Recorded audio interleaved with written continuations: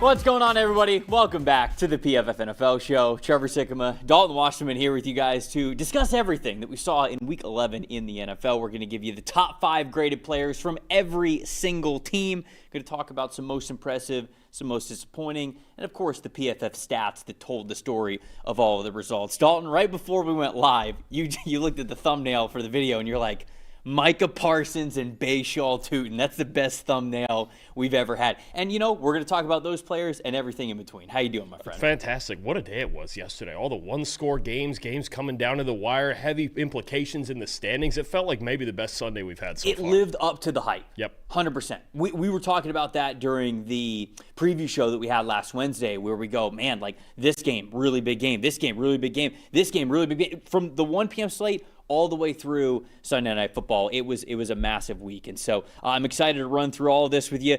I see all the Panthers fans in the chat. Every single time we do one of these shows and the Panthers win a big game and a big win against a divisional foe for the Atlanta Falcons, Panthers fans are ready to make sure that we're going to talk about their team. We're going to talk about the Panthers. We're going to talk about the Falcons and so much more. But I want to say off the top of the show, guys, biggest sale, one of the biggest sales that PFF has ever done going on right now. 40% off. There have been some other deals throughout this season, a little bit less than that, but 40% off. That's as good as it's going to get. Black Friday, that is the promo code for you guys to get 40% off a PFF Plus subscription. You get to see everything. Obviously, it's the fully unlocked mock draft simulator for those teams and fan bases that might be turning the page a little bit. If you're still in the playoff hunt, it's all the grades, it's all that PFF data to see what's coming up with these next matchups, with these big games that your team has on the slate. We also just launched the player prop tool on web, so you guys can check that out for yourself as well. Be a more informed bettor, so you can use all the PFF data to create smarter bets that way. That and so much more. PFF Plus subscription, subscribe.pff.com, 40% off. Black Friday is that promo code. All caps, no spaces. I don't know if you have to use all caps, but no spaces. Black Friday, that's how you get 40% off there. So just want to make sure that you guys had that. As we start to roll into all these games, and as we often do, let's start with Sunday Night Football here. The Philadelphia Eagles and the Detroit Lions, that's the first game that we're talking about. Philly defends home turf. It wasn't really the offense that did too much. They only scored 16 points. But on the flip side, they hold the Detroit Lions to just 9 points, which is incredibly impressive. And we're going to give Vic Fangio his flowers here. But first, of course, let's talk about the top 5 graded players that we had for the Philadelphia Eagles. Defensive tackle Jordan Davis at the top of the list with an 84.8 last night, and equal 84.8 to defensive tackle Moro Ojomo as well. Edge rusher Jalix Hunt is coming along, having a really nice year, 81.4. Offensive guard Tyler Steen with a 76.9. And then edge rusher Jalen Phillips, another good game from him in an Eagles uniform after the trade deadline, a 76.5. Jalen Hurts in this one, a 77.1 overall grade. On Detroit's side of things, boy, Dalton, you pointed this out. What was this, last week, a couple weeks ago? Jack Campbell's having an all-pro type of season, and he was their top-graded player with a 74.0. Safety Brian Branch is 73.6.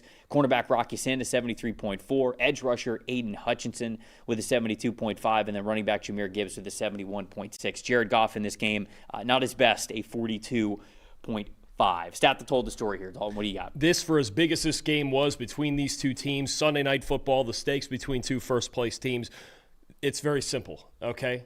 You stop the run, you stop the Lions. The Lions are now 6-0 when they run for at least 100 yards. They're 0-4 when they run for less than that.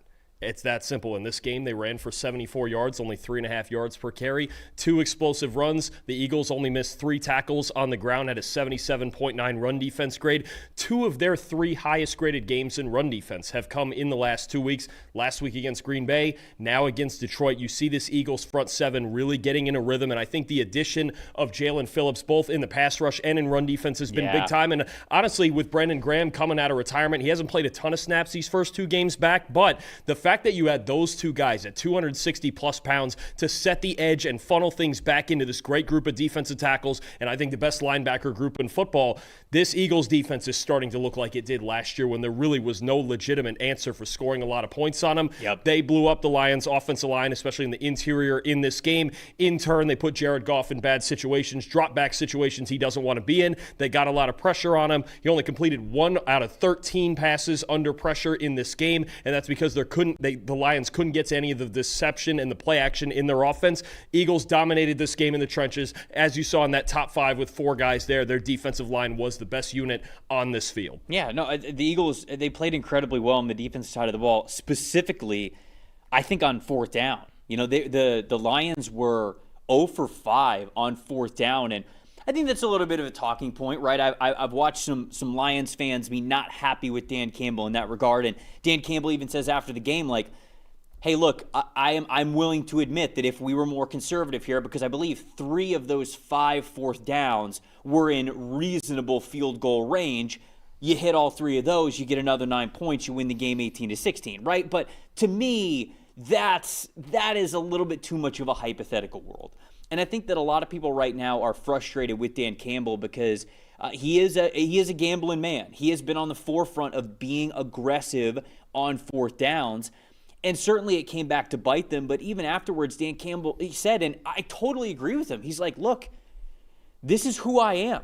And this is who we are as a team. And we praise the Lions when they keep their foot on the gas in situations like this, whether they're up on the scoreboard or not, when it works. And they are a team that can really just punish defenses, demoralize defenses. I mean, to be able to hold a great offense like Detroit has the potential to be on 3 downs, you feel incredibly self-confident about yourself. But, you know, we were talking about this, I think, for the college slate on Saturday. I think I was texting you guys this, and I was like, Ohio State shouldn't be allowed to go for it on fourth down. You know, like, they shouldn't be allowed to go for it. And sometimes I've felt that way about the Detroit Lions. Now, obviously, this past game, I didn't, and it was much tougher for them. But sometimes when you are a defense, that's how it feels. Man, we stopped the Lions for 3 straight downs.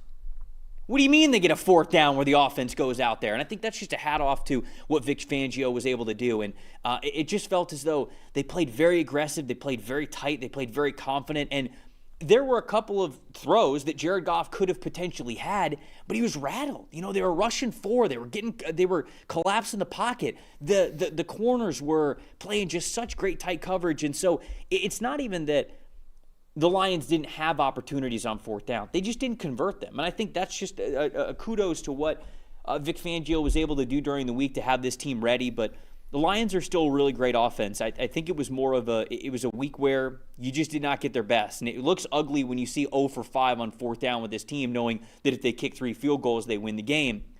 But that's a little too hindsighty for me. I don't agree with that. This is your identity. And to be honest with you, Dalton, I'm glad that they are sticking to it no matter what, because it is also this identity for the Lions that wins you a Super Bowl.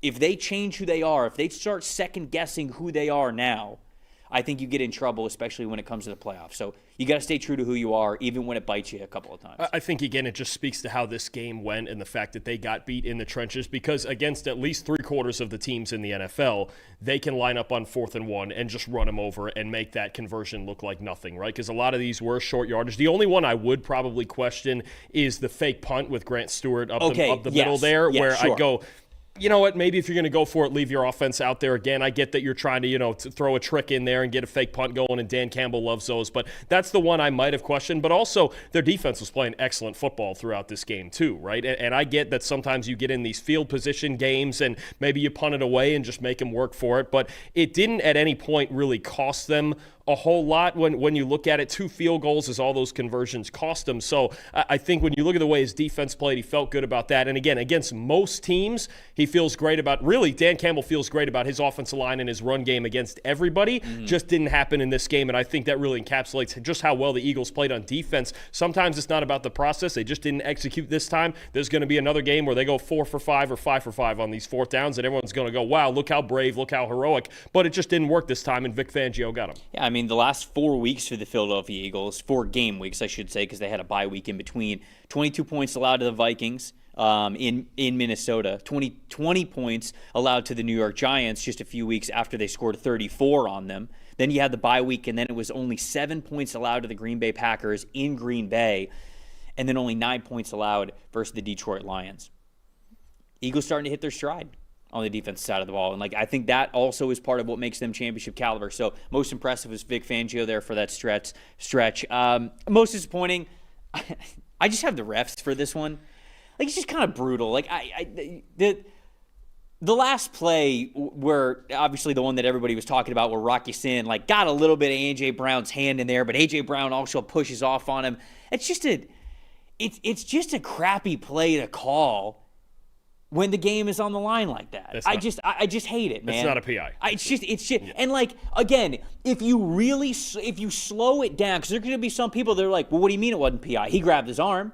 And if you slow it down, you kind of look at it, and yeah, he maybe grabs his arm a little bit, but it's just, to me, that's a bang-bang play. A.J. Brown's pushing off, and because of the push-off, Rocky Sin is sort of he's trying to stay with him. And he grabs a little bit of his hand in that regard, but that's one that if you're going to have the push-off, then I'm not going to call the little grab that it was on his hand. So that's just one that I hate, calls like that getting in the way of two really good teams finishing it, between the whistles, if you will, down the stretch. So that was my most disappointing in this game. But what about you? Agreed with that. Most impressive for me, and out of all of the guys that played well for the Eagles defense, give me Moro Ajomo on a big number 97 in the middle Played of it really all. well. How about 16 run defense snaps and 8 positive grades out of the 16? That is just ridiculous. An 85.6 run defense grade, 3 tackles, 2 stops, including 1 on 4th down. He was just outstanding, as was the entire defensive line throughout the night. And I think to your point, Trevor, about the Eagles defense, look what they've added in the last few weeks.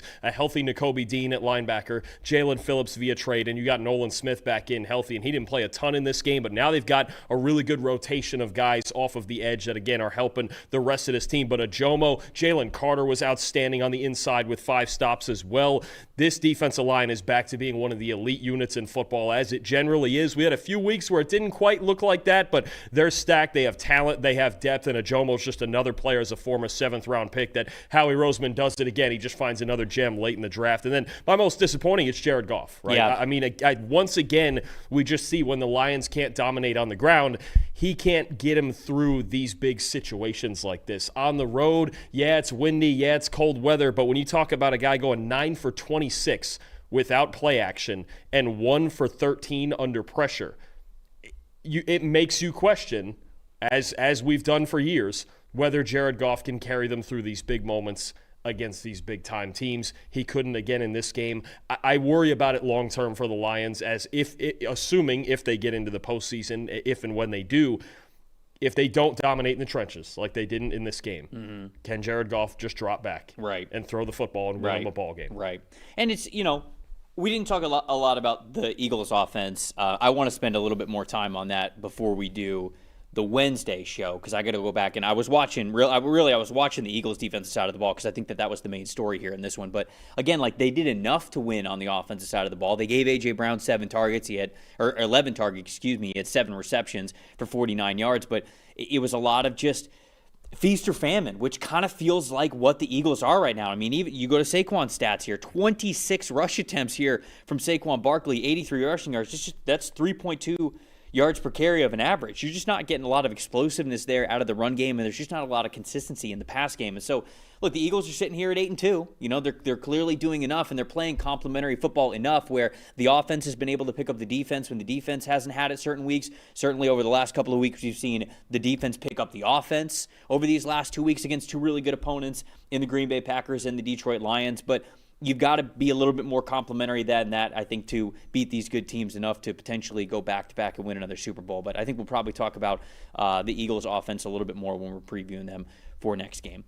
We got to talk about the Madrid game. The final international game that we had this year was the Washington Commanders against the Miami Dolphins. Miami wins this one in overtime, 16-13. It was the final score. On Miami's side of things, their cornerback, Jack Jones, had a hell of a day. A 90.7 overall PFF grade. Offensive tackle Larry Borum with an 87.3. Tight end Julian Hill. I loved watching Julian Hill in this game, Dalton. This dude played with his hair on fire. He was the heart and soul of what they had going on. He was doing the dirty work. I absolutely loved this one. I think it was the Devon Achane touchdown that he had right up the middle. It was a great run design where Bobby Wagner was right in the run lane. I don't know if you saw this one. And Julian Hill just comes from the wing back spot and just blasts him straight out of that gap for an easy touchdown for Devon Achane. Like, that is the dirty work stuff that they're going to put that on the screen when they're going through film, and they're going to say, this is what winning football is all about. This right here, plays like that. So shout out to Julian Hill for that. I didn't mean to take forever for that for the graphics team. I'm sorry. Devon Achane had an 84.6. Malik Washington had a 75.8 or 75.6, and then Tua Tagovailoa had a 55.9. On Washington's side of things, I know I'm screwing up the production team here. Offensive guard Sam Cosmi was at the top of their list with an 83.3. Offensive tackle Laramie Tunsil a 78.4. Cornerback Noah Igbenogany with a 78.4. Safety Darnell Savage a 76.2. And then offensive tackle Josh Connolly with a 74.3. Marcus Mariota in this game a 53.6. And a tough turnover in overtime there. Dalton to seal the game for Miami winning it. What was your stat that told the story here? I mean, you watched this game, and it ended up 16-13, and it's a game that easily could have been probably 35-31 when you look at the failures of these two teams in the red zone. Both teams moved the ball very well between the 20s, and it got to the red zone. It felt like a brick wall. How about the Dolphins and Commanders combining to go 2 for 9?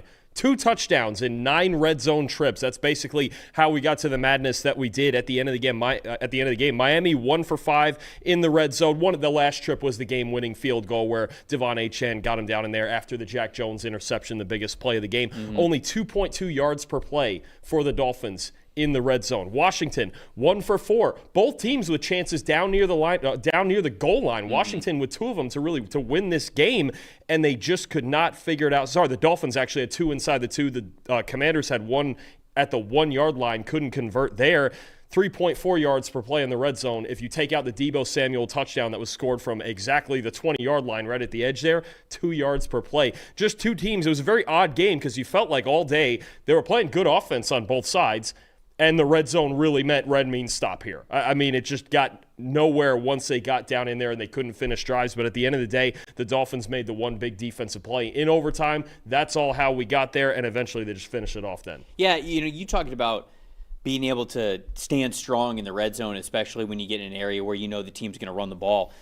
We got to continue to compliment what this Dolphins run defense is and how different they are from the beginning of the year. First couple of weeks of the season, I mean, they really struggled. But a 68.7 run defense grade as a team in the secondary in this game. Normally when you get secondary players, you're thinking, okay, well, they're not really holding up that well against the run. You've got the front 7 players that are really going to be doing a lot of the heavy lifting when it comes to defending the run, and the Dolphins are. But specifically, I was really impressed with these secondary players and how they were defending the run. Guys like Ashton Davis, guys like Noah Igbenogany, Jack Jones, like how they were defending the run, I thought went a long way into the Dolphins having a really good day, keeping the Commanders from doing what they wanted to do on the ground. I mentioned that 68.7 run defense grade from just their secondary defenders, so from the corners and the safeties.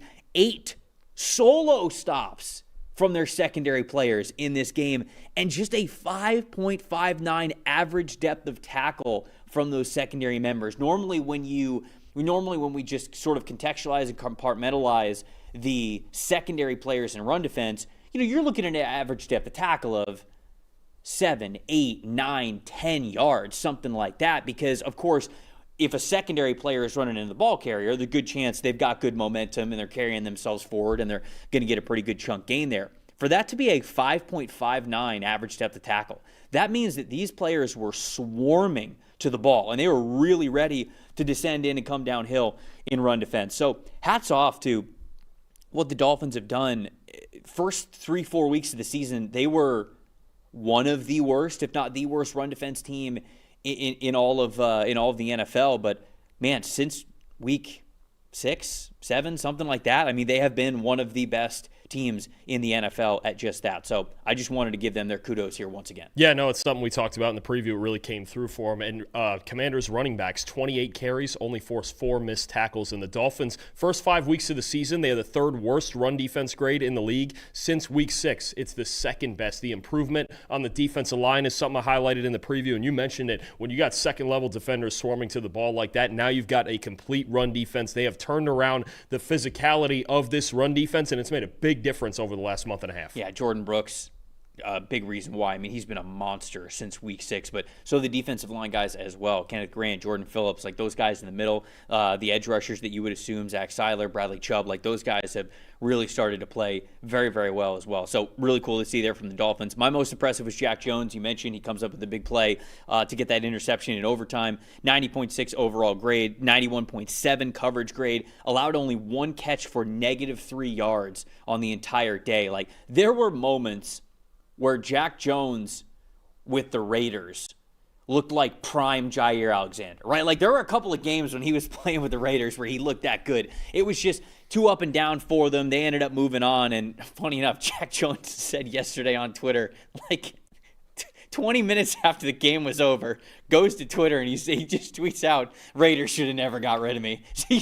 I just love cornerbacks so much, man. When good things happen, they can't wait to let the haters and the naysayers know. That was absolutely what Jack Jones was all about. That might be the longest distance just hate football tweet ever. From Spain to Vegas. That's very true. Think about the distance that spans there. He's in Spain. If they weren't even playing against the Raiders. Man's on vacation. It's just the Raiders are playing tonight. They weren't even playing yesterday. We've seen nothing of the Raiders yet this week, and he's just throwing strays at them from Spain. That's quite the Twitter game right there, honestly. So, but very impressed with the way he played. And they need him to step up because, again, like I talked about how bad the run defense was going into the season. We looked at the Dolphins secondary on paper, and we were like, okay, all right, I guess you're rolling into this season with this. And obviously they've been able to play well at certain points of the year. This past game was one of them. My most disappointing was Marcus Mariota, just from the fact that he's better than that last interception. You know, I think that they played well enough throughout the game. There were a lot of things that were going on. Mariota had to win in a lot of different ways. He was using his arm. He was using his legs. It's tough sledding, I think, with some of the injuries that the Commanders have, and very clearly not having Jaden Daniels with Marcus Mariota out there. But he is somebody who's capable of getting you wins. And that interception, it was a late read. It was late to get out of his hands. Jack Jones did a great job being aggressive on the throw over the middle, but he's better than that interception, so it's kind of tough to watch his day end like that. But what about you? Most impressive, most disappointing? Disappointing also, Mariota. It's really the first bad game we've seen him play in a Commander's uniform, and it's tough. Again, this team without Terry McLaurin, this offense needs that one vertical threat, and they just don't have it, so you can feel everything squeezed towards the line of scrimmage and coverage. But my most impressive, once again, for the Dolphins is Devon Achane. I mean, you look at the production first and foremost, 165 yards from scrimmage, 81.8 rushing grade with 6 explosive runs, also 4 total missed tackles. You look at what he does in the receiving game as well. Big-time part in the screen game for this Dolphins team that loves that so much. And I think what you're getting from this Dolphins offense at this point, you talked about how so much before is centered around Tyreek Hill and his ability to get vertical and create space and all of that. And since he's been out, what is the answer? Basically, you just base everything around the talents and the speed of Achane. It's in the run game. It's in the play-action game. When he motions out of the backfield, everybody has to respect where he is at all times. They're basically using this kind of gravitational pull that Achane has at all times, because if you give him the slightest crease, he can take you 80 yards on any play, right? He can house any play on the field from anywhere, whether it's in the run game or the passing game. They're starting to use that more so to their advantage with the play action and a lot of the concepts that get him out in space, whether he's being used as the ball carrier or as the decoy. Achane's a workhorse. He's been one of the best backs in the league this year.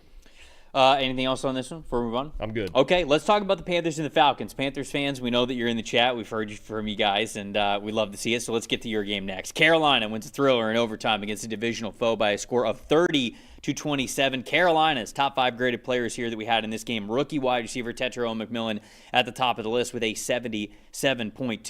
Cornerback Corey Thornton with a 73.3. Wide receiver Xavier Legette, a 73.2. Offensive tackle Taylor Moton with a 72.7. And then offensive tackle Ike Ekwonu with a 72.2. Bryce Young, though, their highest graded player, 87.2. You love to see that. On Atlanta's side of things, defensive tackle Akale London with an 83.7. Linebacker Caden Ellis with an 82.3. Wide receiver Drake London with an 81.0. Defensive tackle Contavious Street with a 77.0. And then running back Bijan Robinson with a 74.8. Michael Penix in this one, a 79.1 overall grade, and unfortunately we've learned that this was his last game of the season. He's going to miss the rest of the season with a knee injury, so obviously we hope for a speedy recovery there from a very talented quarterback. But this was his last game What do you want to start with? What was your stat that told the story here? No, I mean, you look at this Carolina passing game, and it's funny because after last week's loss to the Saints, I had a Panthers podcaster texted me as I was prepping for the show last Monday, and he was like, listen, I don't think Bryce is a franchise guy. I think he could be a game manager. I think he's a guy who could kind of play point guard. You can't blame people for thinking about that last no, week. absolutely. I mean, he had no confidence throwing the ball beyond 10 yards. I get it. The vibes were low, and it was why does he seem afraid to throw it downfield this year? You've got McMillan, you've got these threats, and what is going? We're back to the old habits of being afraid to throw the football. He wasn't afraid to throw it in this game. And you know what? It felt like you could argue the Panthers' season was on the line in this game. You know what? You lose to the Saints and you lose to the Falcons, 2 teams behind you in the division. It could have been a problem. But my stat that tells the story first and foremost, 12 explosive passes. That's 15 or more yards from the Carolina Panthers. That is the second most by any team in any game this season. Only a few weeks ago, the Bengals against the Chicago Bears had more, and of course, they found a way to lose that game. So that's a whole different problem. But they had 12 explosive passes. The Falcons only had 4, second most by any team this season. Second most, actually, that a Carolina Panther team has ever put up in a game, 12 explosives. The only one with more was Cam Newton's second game in the NFL, week 2 of 2011. That's how long it's been. That's the type of explosiveness you saw from this Panthers passing game. And look, I got to give Dave Canales credit for finding holes in the coverages. I got to give the offensive line credit for protecting Bryce Young enough. There was a couple of times, too, that, look, he came out of this game once. Andy Dalton had to come in for a few snaps. He looked like he was shaken up again in the fourth quarter. He got hit some in this game. And they didn't run the ball a whole lot. This was the biggest question we had with the Panthers coming into this week, right? Is if they're not able to run the ball, can they win ball games? Can Bryce Young carry them to a win? He did in this game, and I'll just skip right to it. He's my most impressive guy. Has to be, right? I mean, he was the best player on the field. He throws for almost 450 yards. And again, attacking downfield, 10-plus yard throws, 92.2 passing grade, 10 of 14, 225 yards, 2 touchdowns. That's the Bryce Young that we saw the second half of last year. Maybe he's just a second half quarterback, Trevor. Maybe he's just got to get settled in, take 8, 9, 10 weeks to get settled in, and then go, oh, okay, crunch time now, second half of the year. And you know what? Don't look now. But because of that performance and Bryce Young carrying him through this one, they're half game back your Tampa Bay Buccaneers. It's true. And you still got to play both games against them later on, a darn near back-to-back. But the Panthers, I've said a million times this season, the 2 variables for them winning and losing ball games, run defense, which has been better this year, and the quarterback. It's that, and I know the quarterback, that's basically for almost any team in the league, but especially for this one, if they get this explosive, I thought that. Tell me this, because I was mentioning this when we were watching the game yesterday. I thought the biggest play of the game was early Xavier Legette's touchdown early in the third quarter. Just go ball, one-on-one shot. Let it rip. Let's go. Just win a one-on-one, please. So I'll stack on top of that. What I loved about this game from Bryce Young was that if you look at both of the first 2 drives of the half, he threw it deep, or he at least threw it more than 15 yards down the field. Like there wasn't this. Well, all right, let's start slow here. Let's get a little. That's how it was for the whole first half. Well, outside of that first drive that they had, where he had that long, I think it was like a 15, 20-yard throw to Jalen Coker over the middle. Yeah. So they at least got that from that first drive. But then that first drive of the second half, that's where his 2 big-time throws came in this game. That one to that deep crosser to Jalen Coker, which was just those 2 throws back-to-back. That's Heisman Trophy Bryce Young right there. That first throw, his first big-time throw, which was around 12 and a half left in the third quarter. It was their first drive that they had. He snaps the ball. He's got pressure on both of his offensive tackles. No, actually, I think that was the one where there was an extra blitzer coming in, and Rico Dowdle had to come across his face to pick somebody up, block him across Bryce's left shoulder. Bryce avoids the tackle, steps up strong, launches it, just a picture-perfect pass to Jalen Coker coming over the middle and going to the sideline. And then it was the very next play that he hit Xavier Legette over the top, and you couldn't hand it to him 30 yards down the field better than what he was able to throw it to him. So confidence, right? That's what it was about. We talked about this on the Monday show a week ago. We talked about this on the Wednesday show when we were previewing this game. The thing that matters most to Bryce Young is confidence. 100%. And when Bryce Young is playing confidently, this is the potential result. And when he's not, It's what we saw the week prior, where he's not trusting anything. He's not ready to let the ball go. I wondered if he was hurt, right? I wondered if he was hurt a week ago. But he gets beat up in this game. And it's like the more beat up he got, the more it was just the Cam Newton gif, where Cam Newton's on the sideline, he just goes, okay, yeah, all right. And it's just every single time that he got hurt and a trainer had to look at him, he popped back up. He was ready for it. So it was great to see. Love to see this from Bryce Young because, dude, he's a talented kid. And the Panthers have some weapons, and the offensive line's playing well, and we know what the run game could be. But I think this game was very, very important for the Panthers. You mentioned just as a whole from a win-loss standing standpoint, this was a very important game because I think the Falcons had the formula to basically say, we're going to take the run game out of it. We're going to make Bryce Young beat us. And that's kind of exactly what happened. The run game was okay in this one. I can't remember what they end up with. It wasn't great. No, it was not. And you look, and the big thing moving for only 67 rushing yards in this game. Okay, so they had even less than I thought in this game. But it was a script where this is exactly what any team would have said beats Carolina. They go, we stopped the run, we stopped the Panthers. And for this week, the Panthers let everybody know that's not a guarantee. If you stop the run, we still believe in Bryce. He could be the guy. Now, the key for them is consistency because I feel like we've had this exact conversation about the Panthers 3 times this year where we go, this is it, baby. They're ahead of schedule, second in the NFC South. Like potentially even, maybe they'll even compete for the Bucs for the top of the division. They're good to go. And then a week later, we'll go, maybe Bryce ain't the guy. Maybe Dave Canales ain't the guy. Maybe we're moving on. We're clean slate next year. We've had that conversation 3 times on both sides of the fence. So they've now got to stack it. You've got, how many games left do the Panthers have? Do they have their bye week yet? They only have 6 left, I believe. You got 6 games left. More than half of them have to be a better version of what the offense is. I mean, you've got to be able to have some consistency for the rest of the season. And I'll tell you, look, you're playing the Bucs twice. You got some really hard games going here. You got three games against the NFC West. Those 3 good teams. But you look at putting that second half that they did this week on tape. And you talk about, okay, they didn't run the ball well against the Saints. They didn't run the ball well in this game. So a lot of people are going to go, okay, they're not running the ball well now. Now the run game's gone. It's not gone.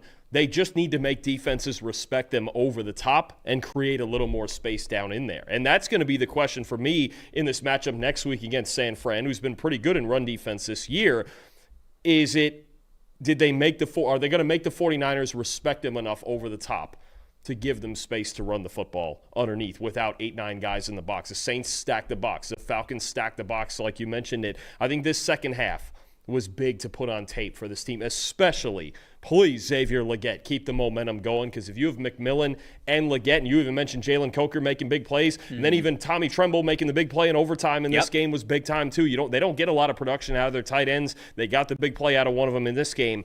That's what you want to see is next week. Do the 49ers come out with the same idea as the Falcons and Saints? Hey, Bryce, go ahead and beat us, or is there a little more respect now after a second half like this that he just played? To show the Falcons a little bit of love here, Bijan Robinson was great. 72.0 grade as a rusher and a receiver in this one. He had 8 missed tackles forced on the day. I thought he was very, very confident. Bijan looked about as good as he can look this past game. Drake London also looked incredibly dominant, but I think the issues for the Falcons are repeatable every single week. They don't really have a receiving option that they trust outside of Drake London.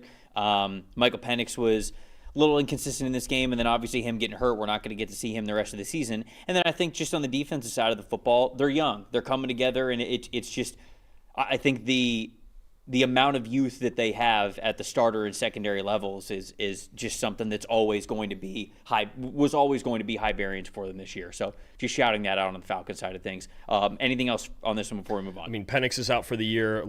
Drake London, it sounds like, is going to be out at least a week. Kirk Cousins going the rest of the way. I got to be honest, when Kirk Cousins is on the field, it just stalls their entire offense, including the run game. Because for the his arm looks shot, man. For the same factors we just talked about with Carolina, when Kirk Cousins got in this game after Penix got hurt, it was just, okay, stack it up. Go ahead, Kirk, throw it over our heads, and he just can't do it. No. This Falcons team isn't, I'll be honest with you, I don't think they're going to win more than maybe 1 or 2 more games. Which is painful because they don't have their first-round pick. Right. The Rams are feeling really good about that trade. Look, And this is we said this during the game. Yep. James Pierce Jr. looks good. So you like the player that you drafted. It's just hard to now, full hindsight, be like, damn, okay, well, would we trade James Pierce Jr. for maybe the player that we would get in the top 8 that's a pass rusher or whoever it's going to be? I don't know. We'll see when it's all said and done. But I think they have to be happy with the player that they got. But it sure stings watching their pick be a top 8 pick. Well, I'll tell you with the Rams, too, just thinking long-term here, if they have a top 10 pick, well, they're really set up well if they wanted to start thinking about the future at quarterback. The future at quarterback. Yeah. If there's anybody they liked, if not, they could just take somebody else in the top 10. There's good players in that range. I mean, that's a situation the Rams have to be feeling awfully good about right now. Let's talk about Bucs and the Bills. A team that, Panthers are on the heels of the Bucs now. Bills win this game 44-32 is the final score. Top 5 graded players that we had for Buffalo. Defensive tackle Deion Walker at the top of the list with an 84.6. Linebacker Dorian Williams an 82.5. Offensive tackle Spencer Brown an 81.8. Wide receiver Tyrell Shavers with a 79.5. Defensive tackle Daquan Jones a 76.9. And then Josh Allen a 72.4. On Tampa side of things, their 2 offensive tackles lead the way. First Tristan Wirfs with a 79.6. And then Luke Gedeke with a 76.9. Center Grant Barton right after that with a 74.6. Safety Antoine Winfield Jr. a 72.7. And then running back Sean Tucker with a 70.8. Baker Mayfield in this game a 55.1.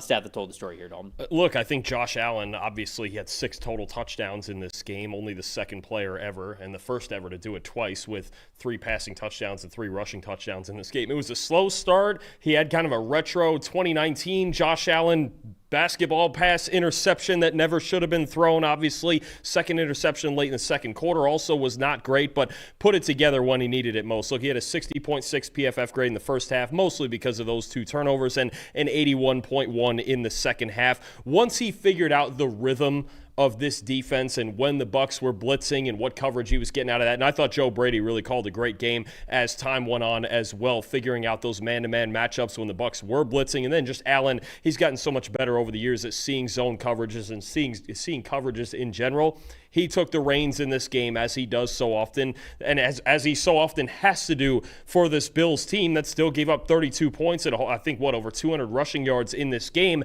Allen in Buffalo, you could argue, is the best player in football. He showed it again in this game.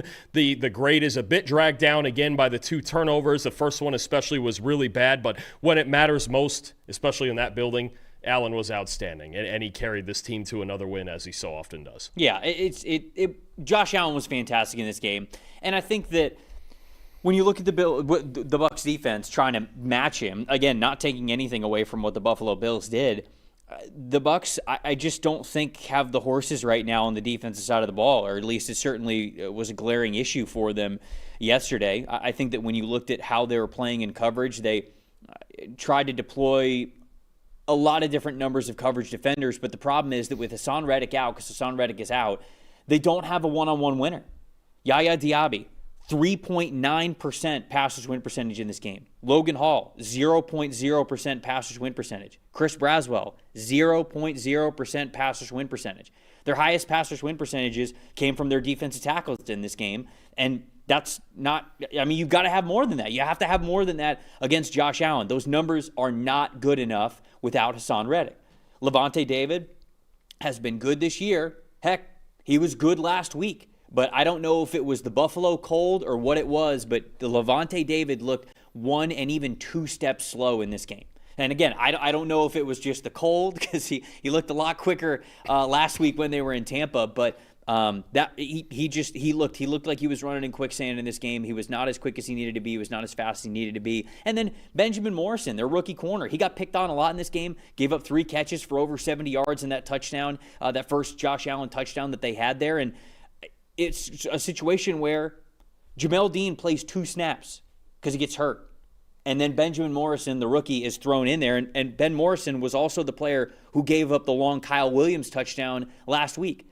You talk about confidence. We just talked about confidence with Bryce Young. Benjamin Morrison is not playing with confidence right now. And it's hard to when you were a rookie corner. It's a very tough ask because there's so much going on. You're learning so much, and the position is so much about trusting yourself and what you're seeing anyways. If you are analyzing things instead of truly just anticipating and being able to get after the football, you're not going to win in this league as a corner. Ben Morrison isn't at that point. I think he's a really talented corner. I think he's going to be totally fine. But in this game in Buffalo with this assignment, coming in after 2 snaps because Jamel Dean got hurt, that was a nightmare for them. So I thought that Todd Bowles got a little bit out-coached with Joe Brady, and it felt like Joe Brady and Josh Allen were a step ahead. It felt like all game long, but they're also, I just don't think Tampa had what they needed to have out there to be able to beat, like you mentioned, Josh Allen, who feels like one of the best players in all the NFL when he is playing at home. So I think the stats that told the story is just simply the fact that the Buccaneers were not playing together, and I don't think they had enough talent out there on the defensive side of the ball to slow down the Bills the way that they needed to. Yeah, I think Joe Brady and Josh Allen, as the game went on, really had a beat on what Todd Bowles was trying to do on defense. And look, I see 2 issues. Obviously, the youth at corner is one thing, but the other 2 issues, you mentioned the linebacker level, David and Dennis really struggling in this game. And the other thing, too, they need, and I think it's going to be a big thing we talk about come this draft season, they need a primetime edge rusher. They need some. I get Hassan Reddick's been decent. Yaya Diaby's a good player. They need a primetime guy. They blitzed at a 60% rate in this game. They're way too dependent on blitzing to get pressure on quarterbacks. Yeah, and the problem is they're not good enough in man-to-man coverage to blitz that much, especially without Jamel Dean on the field. They're not good enough man-to-man to blitz that much. And you're going to run into issues when you run that much man-to-man and your guys on the outside can't handle it. So I'm with you. I think Joe Brady called a great game. Josh Allen was outstanding, and Todd Bowles was beat to the punch in this game. And it seems like when he has to go against veteran quarterbacks that can really see everything he's bringing, you see a lot more issues in this defense. Yeah. My most impressive, Josh Allen, obviously. But just for somebody that wasn't Josh Allen, I thought Sean Tucker ran with a lot of juice. He brought more juice to that backfield for Tampa. I felt like he should have got a lot more opportunities even before today. 106 rushing yards, 34 receiving yards. He had 3 missed tackles forced as well. So I thought he was really good in this game, and he gave Tampa some extra athleticism back there. Yeah, no, I agree. He was outstanding in this game, especially when you consider still missing Bucky Irving. Somebody's got to step up. They gave the opportunity to Tucker, and you still have concerns about this Bills run defense with the way they've struggled this year. I want to give a shout-out to a guy who's done a lot of the dirty work in this Bills offense and had a great game, especially all the controversy around Keon Coleman being inactive and everything. Terrell Shavers, how about the best game of his career? 4 catches, 90 yards and a touchdown, 3 explosive catches. The touchdown, really good job on the scramble drill, just working late in the play to get open behind the defense for Josh Allen to be able to make that throw. And this is somebody who, lines up in a lot of condensed formations, run blocks a lot. You know, he kind of plays that role almost like Sean McVay would use some of his guys, right? Like a Jordan Whittington or somebody like that, where he's just so often that extra run blocker. It's really good to see Shavers get rewarded for a lot of other work that he's done in this offense that doesn't show up in the box score, right? And now he had an opportunity for it to show up in the box score, and he was really good in this game. Props to him for making a couple big plays here. We talked about it at the top of the show, but we got a great Black Friday deal going on right now over at PFF for 40% off a PFF Plus subscription. And the player prop tool is a big reason why I think you guys should check this out. Stop betting with your gut. Start betting with the data that's already beating the books. It's the same NFL data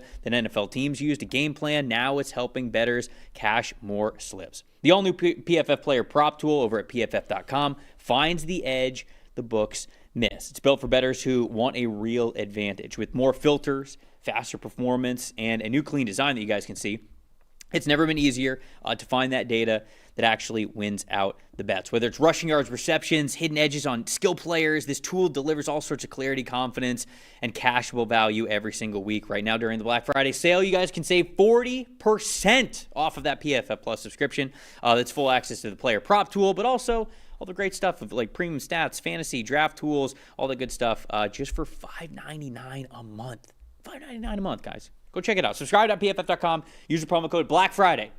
One word, no spaces, Black Friday. And start winning with PFF today.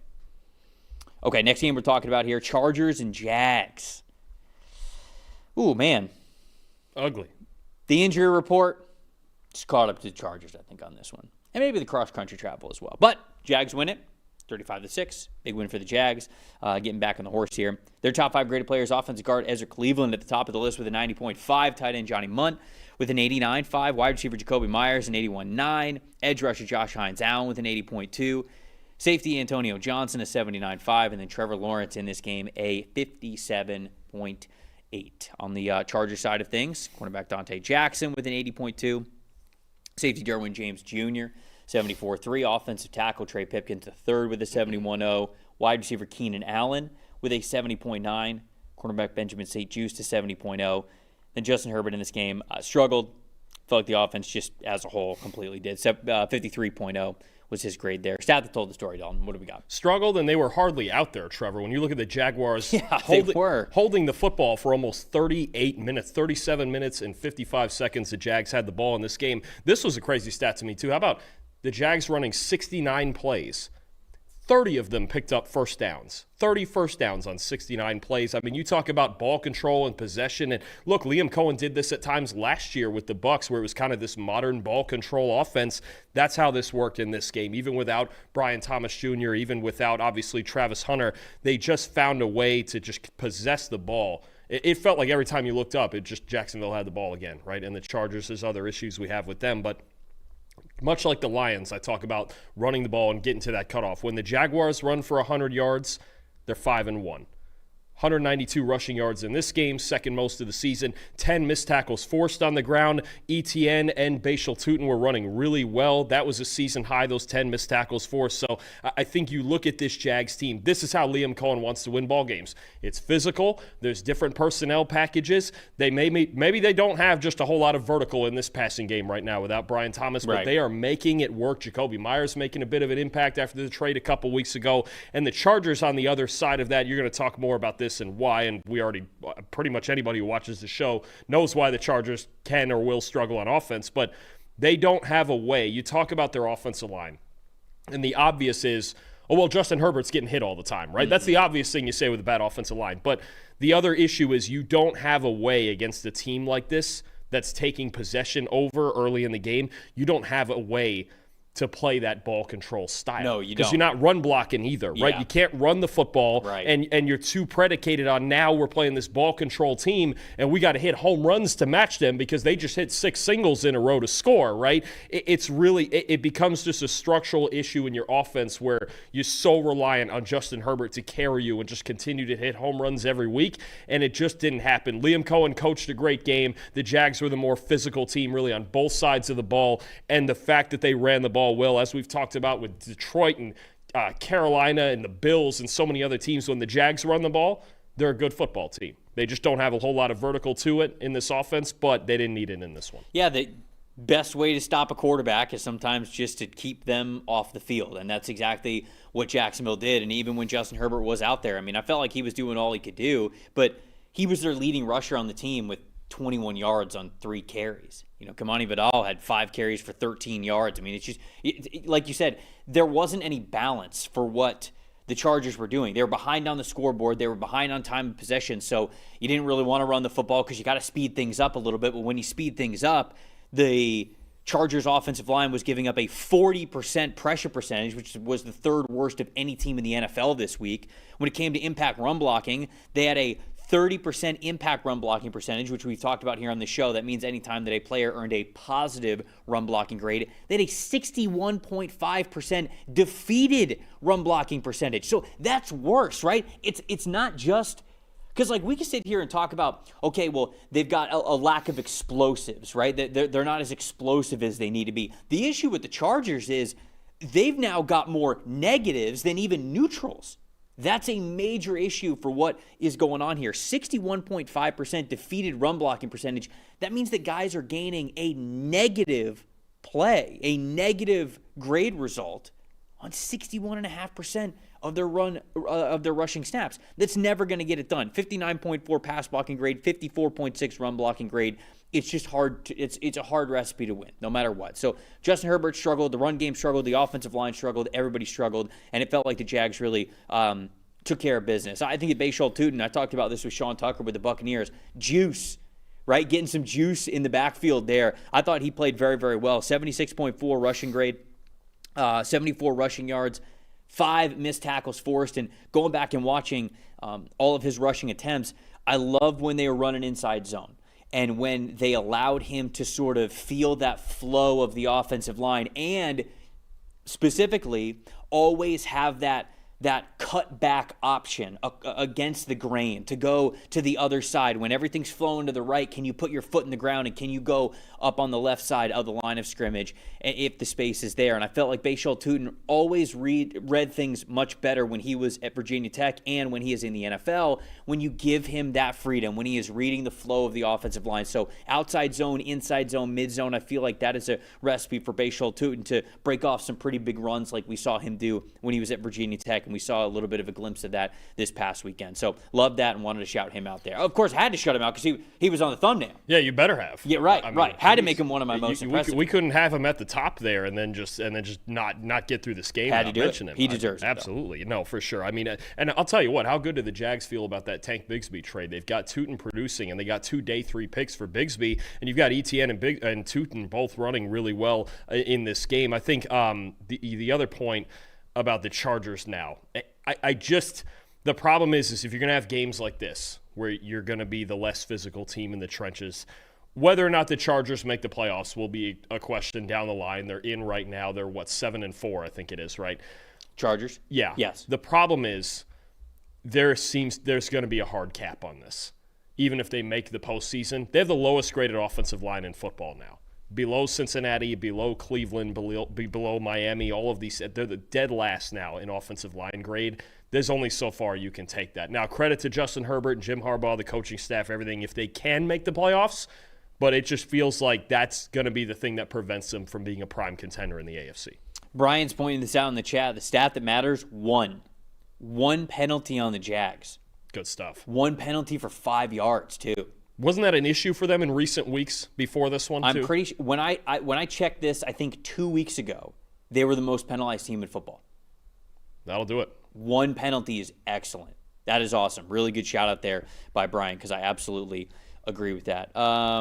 Most disappointing was just the Chargers run game there for me. But anything else on this one? Speaking of good offensive lines, how about Ezra Cleveland at left guard for Jacksonville here? Top of the list for him, grade-wise. 85.9 pass blocking grade, no pressures allowed, 84.7 run blocking grade. How about 14 positively graded run blocks?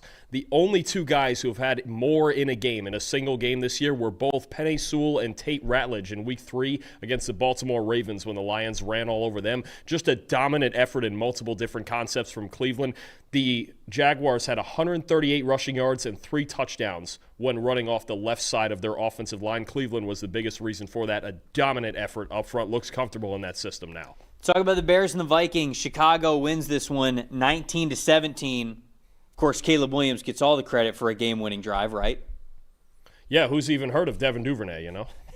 Shout out to Devin Duvernay, who had a great kick return to set up the Chicago Bears to kick a field goal and win this game in the end. Boy, it was tight down the end. You know, I wasn't sure we were going to get a good ending here from this game. That's just a normal Bears game. It's a normal J.J. McCarthy game at this point. That too. Which we're going to talk about here in a second. But top 5 graded players that we have for the Chicago Bears. Tight end Colston Loveland, top of the list with an 80.0. And then right behind him, well. Tight end offense, baby. Cole Kmet, 79.7. Center Drew Dahlman with a 72.8. Cornerback Tyreek Stevenson, a 72.3. And then safety Kevin Byard with a 71.8. Caleb Williams in this game, a 66.4. So just about above average. Minnesota side of things, offensive guard Will Fry, 77.8. Center Blake Brendel with a 76.8, Offensive guard Donovan Jackson, 73.7. Cornerback Isaiah Rodgers is 73.3. And then edge rusher Dallas Turner with a 72.1. McCarthy in this one. Some good, some regrets. 52.9 was his execution grade there. What do we think, Dalton? Just real quick on the Bears. You mentioned that, like, just always in these wild and wacky games. Look at their last 6 wins, all right? 1 point. They beat the Saints by 12, all right? 5 points in that wild game with the Bengals. 4 points, 2 points. I mean, got to win them close. I mean, that's the NFL. There's a very small margin of error, and right now the Bears are coming out on the right side of it. We see this every year, right? You see it with Kansas City. We're going to talk about later. They're 0-5 now in one-score games. The Bears are winning these one-score games. But first and foremost, the Vikings, it's something we talked about kind of in the inverse order here, where against everybody else, they play well in the first quarter, and then it drops off. Well, against the Bears, apparently, it waits till the fourth quarter, but the first three quarters are the issue here. 58.9 offensive grade for Minnesota as a team in the first three quarters, 4 yards per play, only 3 explosive plays in the first three quarters for this team. McCarthy 2 for 12 on 10-plus yard passes, and I think it's just this offense right now. Offensive line is back mostly healthy, right? The run game comes in spurts, but I don't think it's as consistent as Kevin O'Connell wants it to be, and McCarthy's lack of accuracy is a huge issue, right? I mean, he's just even a lot of the easy throws, it's a problem. And I just think right now you have this where Sam Darnold last year was working his way in as a full-time starter for the first time in a long time, right? But he was a veteran and he understood and I think Kevin O'Connell understood what he wanted out of the offense. I watch them call plays right now, and it doesn't look like they can rely on any sort of foundation for this offense. Is it the run game? Well, the backs haven't been great and the line's been a little banged up. Is it the passing game? Well, McCarthy's just not making enough throws for the passing game to be leaned on heavily. So I think you look at this Vikings offense, and all year that's the theme for various different reasons, is they just have a hard time putting 60 minutes of consistent offense together. That was the case. Both of these Bears games offensively look exactly the same for them. Terrible for 3 quarters. Try to get a jolt in the fourth quarter. You get in a game like that. Once it worked in week 1, once it didn't here because of the special teams and the Bears making just one more play like you mentioned. But this is a problem. It's just too inconsistent for Minnesota offensively. If there were 12 drives in this game for the Minnesota Vikings on offense. If you look at if you look at the last drive, the 12th drive, McCarthy had an 85.8 passing grade. It's awesome. In the clutch, played extremely well. Love to see it. Touchdown at the end. Long touchdown drive at the end, right? If you look at the first 11 drives, he had a 36.9 passing grade. I mean, it was just, you can't win with it. You cannot win when it is that night and day for you. You love that he shows up on that final drive. It's got to be so much better on those first 11 drives. He had a 40% uncatchable and accurate pass rate, which I didn't look at this from a season-wide scope, but I've looked this up in previous weeks to know and be able to say with confidence he is one of the top 5 highest uncatchable inaccurate passers in the NFL. Again, it's the inconsistencies that he plays with. And, as I was watching all of McCarthy's throws this morning, I thought about how, are you a golfer, Dalton? Nope. At all? Okay. So I'm going to talk to all the people who are golfers out there, because anybody who's a golfer understands this. My dad is the one who taught me how to play golf. And once I started to get the basic fundamentals of a swing down, of course, what do you want? You want to put a driver in your hand. You smash the ball as far as you possibly can. And of course, when you do that, you grip the club a little bit tighter.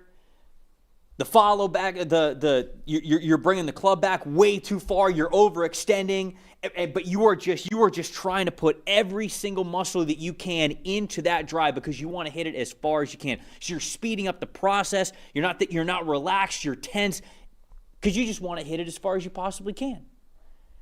And I remember my dad telling me, Trev, take a step back, swing it 60% power, 60% speed. And I go, okay. And I would do it. And there you go. I'd hit it straight. And he'd go, all right, ramp it up to 70. All right, a little bit faster. I'd still hit it straight. And he goes, all right, do that for 80. Do it for 80. Okay, it's going a little bit further. It's going a little bit faster, but I'm still very much in control. And he goes, that's as much as you should go. Don't go more than that. Don't go 85, don't go 90, don't go 100, don't go 110, don't go 120, right? Don't try to hit the crap out of the ball. Don't try to be tense. Don't try to be fast. Just try to be controlled. And when I watched J.J. McCarthy this past week, I felt like he was a golfer that was trying to hit the crap out of the ball.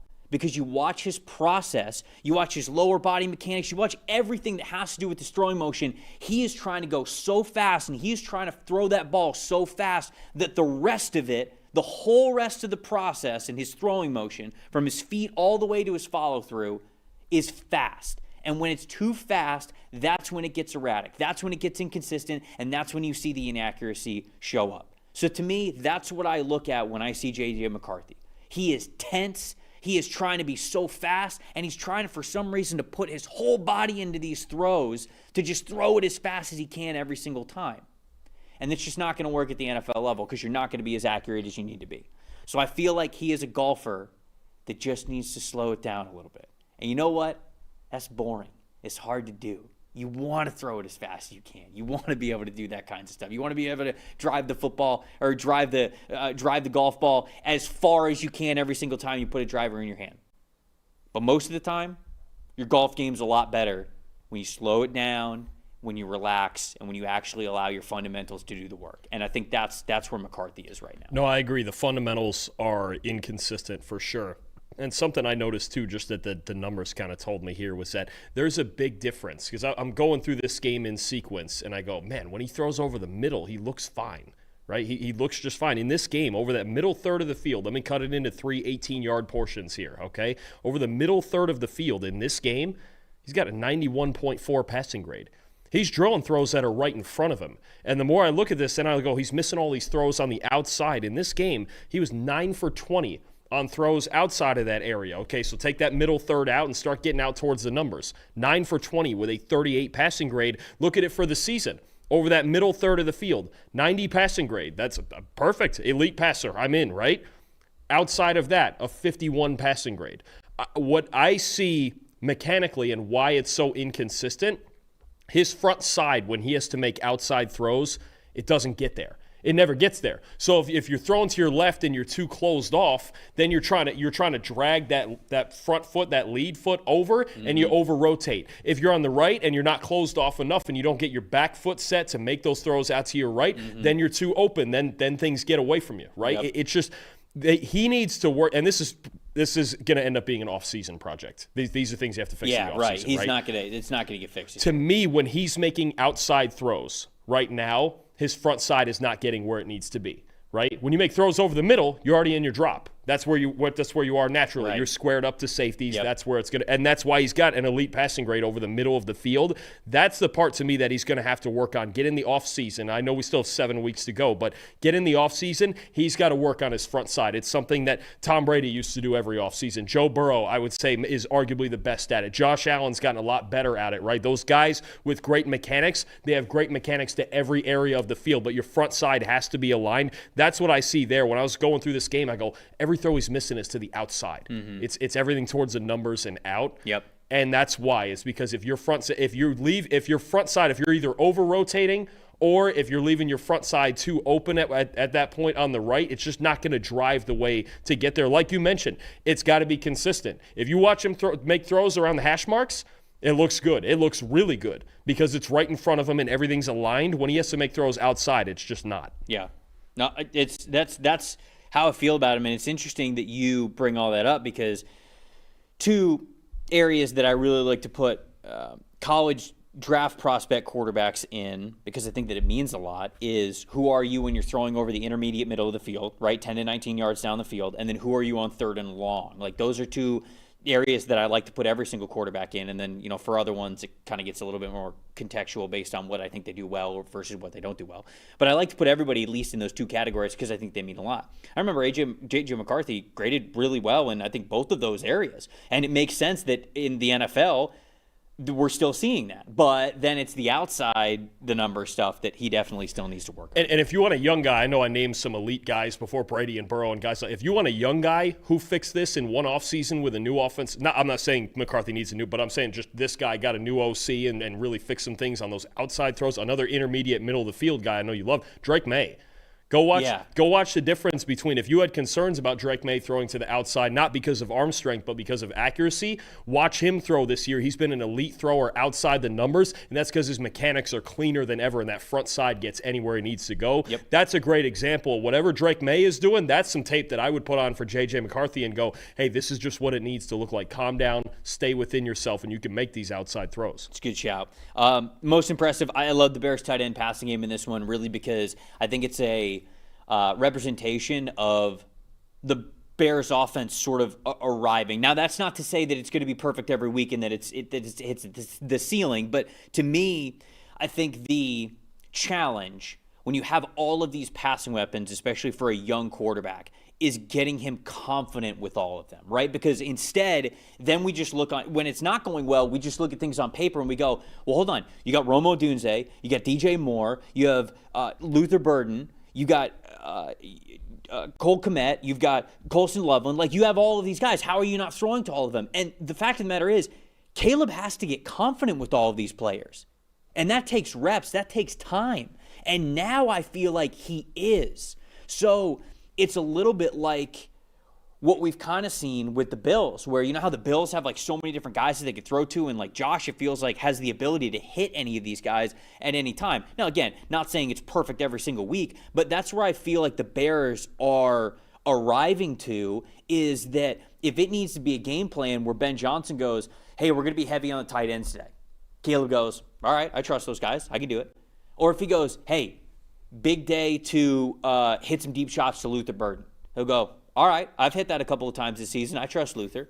And so now we're just getting to the point where I think Caleb trusts the whole of what is this passing offense. And now I think we're getting to see that week in and week out, it could be anybody. But that also might mean that it's a recipe for success. And you know what he trusts as importantly as anybody that they didn't have last year? He trusts Ben Johnson to guide him through that and go, okay, fair. There are moments like the Bengals game and we're in a shootout, and Caleb, you got to carry us, man. This one's on you. And there's moments like this where we got a tough defensive game and Ben's just going to tell him, look, we're trying to get to the run game. I need you to not take chances. I need you to not turn the football over. We can make this happen. And he did exactly that, right? And to your point about the tight ends, the Bears running the 5th highest rate of 12 personnel. That's Ben Johnson's offense, right? Mm-hmm. Caleb is trusting the offensive scheme and his play caller as much as he is the rest of those guys. And that's all coming together naturally. And we figured that would be a process. Ben Johnson said that would be a process. He said it right to our faces in the preseason that, hey, this is going to take time and he's doing things he's never done before.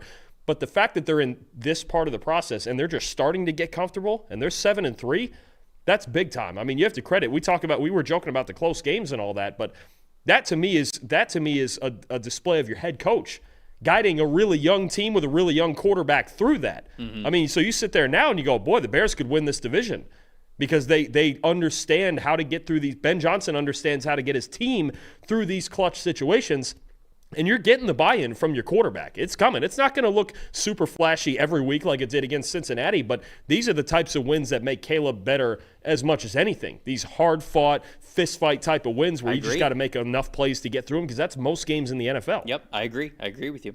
Packers and the Giants. The Packers win this game at the very end, thrilling fashion. 27-20 was the final score here.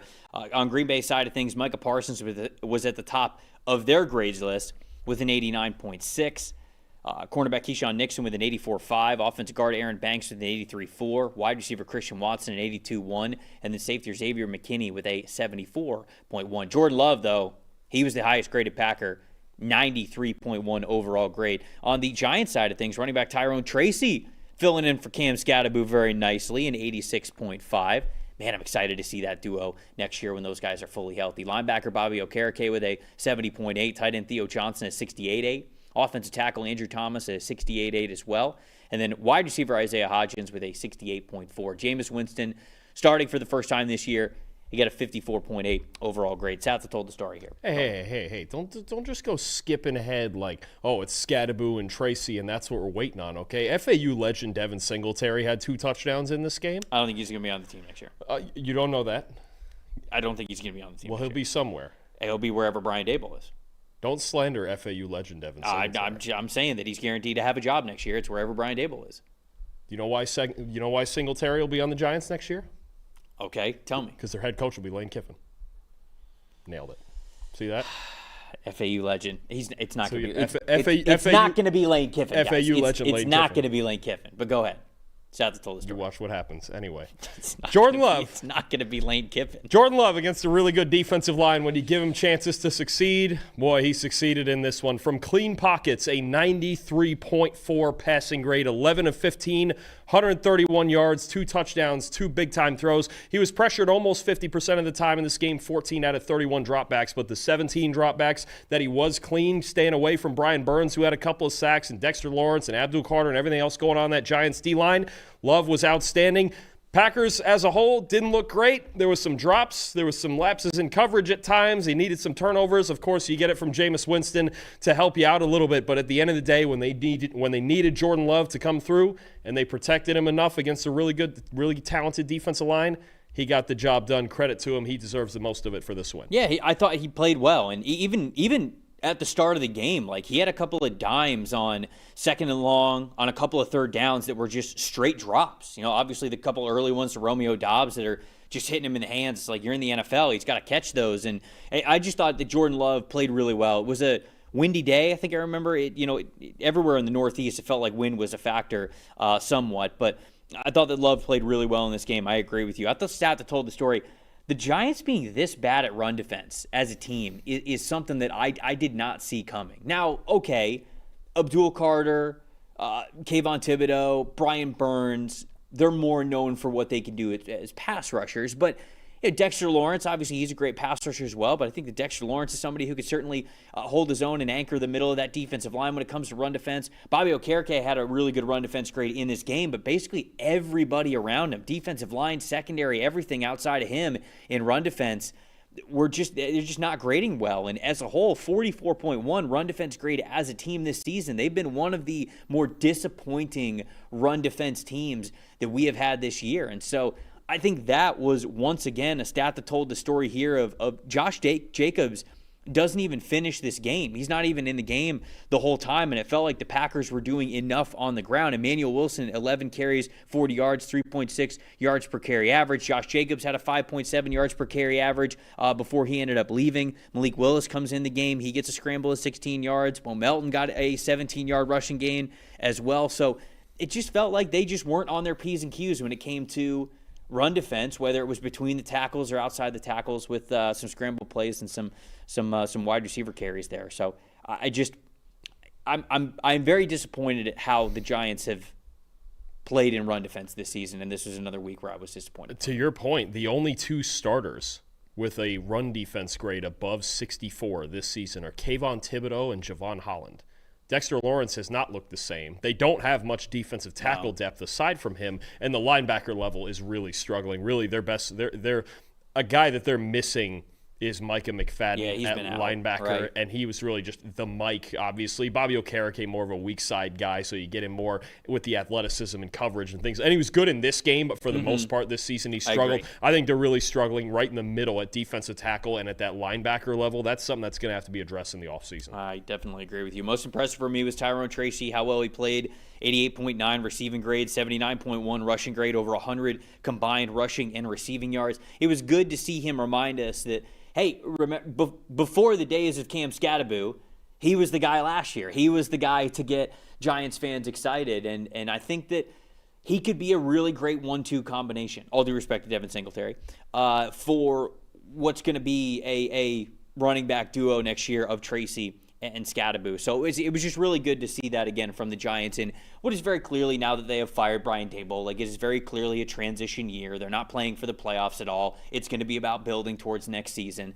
Whoever that head coach is, I think that when you look at some of the offensive pieces, hey, having Jackson Dart, having these 2 running backs, having Malik Neighbors, decent offensive line, depending on what you do this offseason. You're bringing Jermaine Illuminor back, maybe where you're bringing back one of those guards, maybe you're upgrading at the other guard spot. Like, you feel okay about that. If you get yourself a nice wide receiver 2 in the draft, all of a sudden, this offense has got some nice potential to it. It's just about the defense playing a lot better with some talented players, especially on that defensive line. Yeah, no, I agree with that. There's a lot. It's about the future for the Giants here, right? And it's going to start right when the season ends. But, no, I think in this game, it just comes down to the Packers. They found a way. Now, should they have struggled this much with a Giants team on their 3rd quarterback and missing a lot of pieces they are? Maybe not, but a win is a win, and we'll take that. My most impressive guy, as it can be most weeks, look, Micah Parsons, freaking nature. As we know, 90.6 pass rush grade, 6 pressures, 2 sacks, 38% pass rush win rate.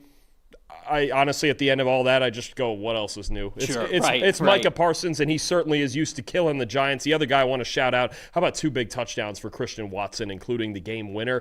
That's a big-time thing. I mean, because this Packers offense, they got to find ways to get vertical. Matthew Golden playing a little bit less in this game, in the last couple games, really, with Watson back. But I think Christian Watson really adding some value vertically for this team. That's a big-time asset to have on the outside as they look for more explosive plays without Tucker Kraft. Yeah, the Packers still a little hot and cold in this game.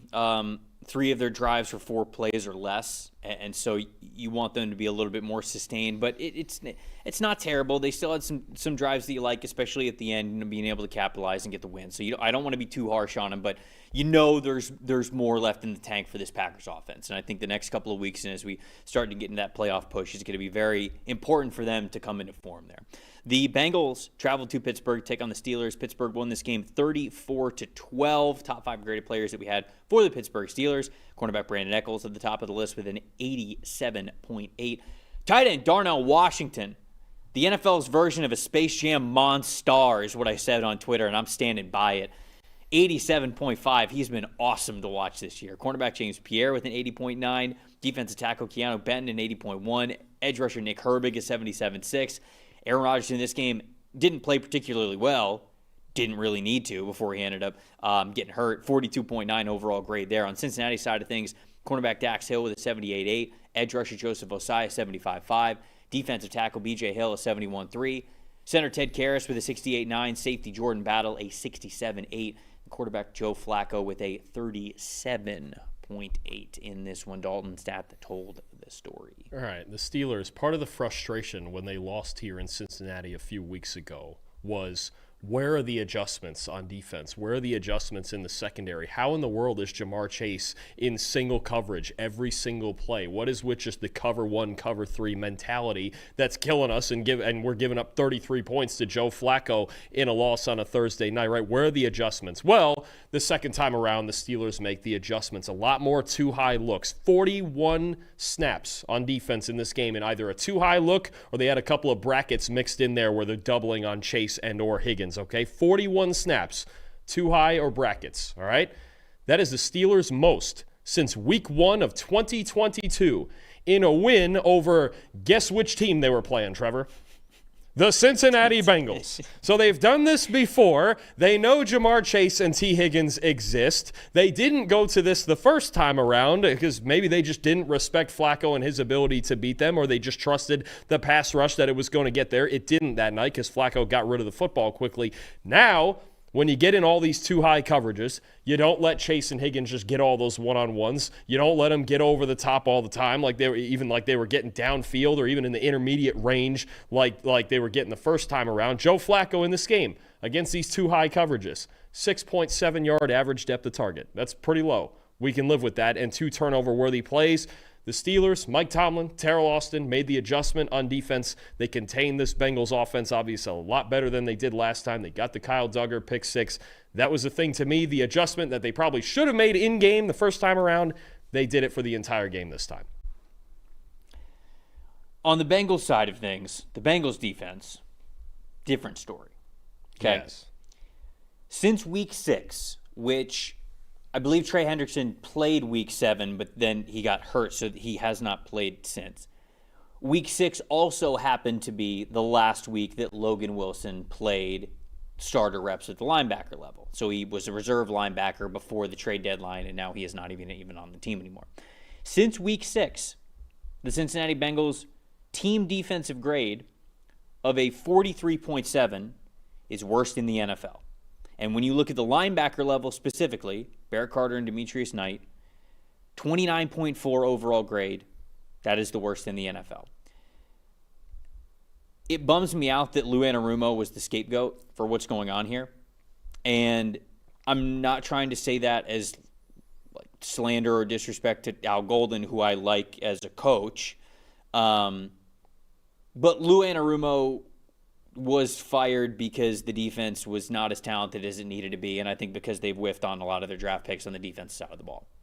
And now they're playing a lot of those young guys in very important spots without Trey Hendrickson, which, again, I wanted to make sure that I mentioned, when you don't have your star and your best defensive player, that obviously matters.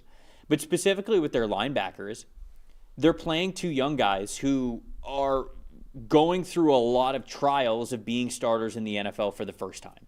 And outside of this team just basically saying that this season is over, I think that's really hard to look at the rest of your defensive players and say, nope, we're putting our best foot forward with this, because that's just a really tough reality. I'm not trying to be overly harsh on Barrett Carter and Demetrius Knight. They are young players who are starting for the first time this season. When you are a linebacker in the NFL and you are starting, there are so many things that you have to know.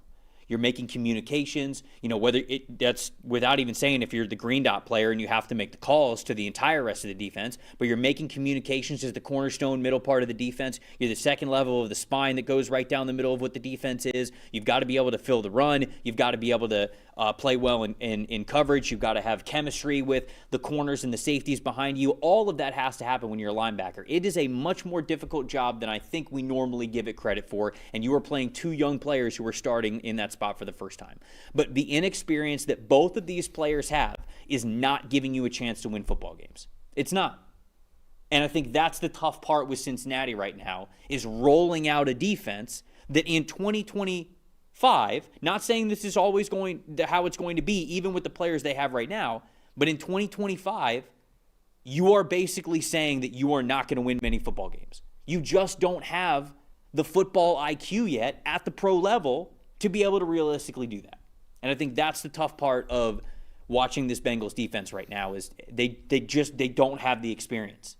And they're just getting whooped every single week, no matter what offense it is. Yeah. And they've been statistically the worst defense in the NFL since Trey Hendrickson and Logan Wilson haven't been in the lineup. And I mean, look, the stat that's floating around there, it's been floating around for about 24 hours now, is they've given up 27 points at least in 9 straight games. Yeah. That's an NFL record. I mean, and I'm glad you mentioned Al Golden. What is Al Golden supposed to do Well, with this? what's he going to do? Yeah, what are you going to do with two linebackers in the middle of your defense that don't know what they're doing yet? And both of your starting edge defenders out. Shamar Stewart out for this game as well. Right. So you're starting Joseph Osai and Miles Murphy off the edge, and Demetrius Knight and Barrett Carter at linebacker. I don't know what Al Golden is supposed to do. And look, they're playing New England next week, possibly without Jamar Chase.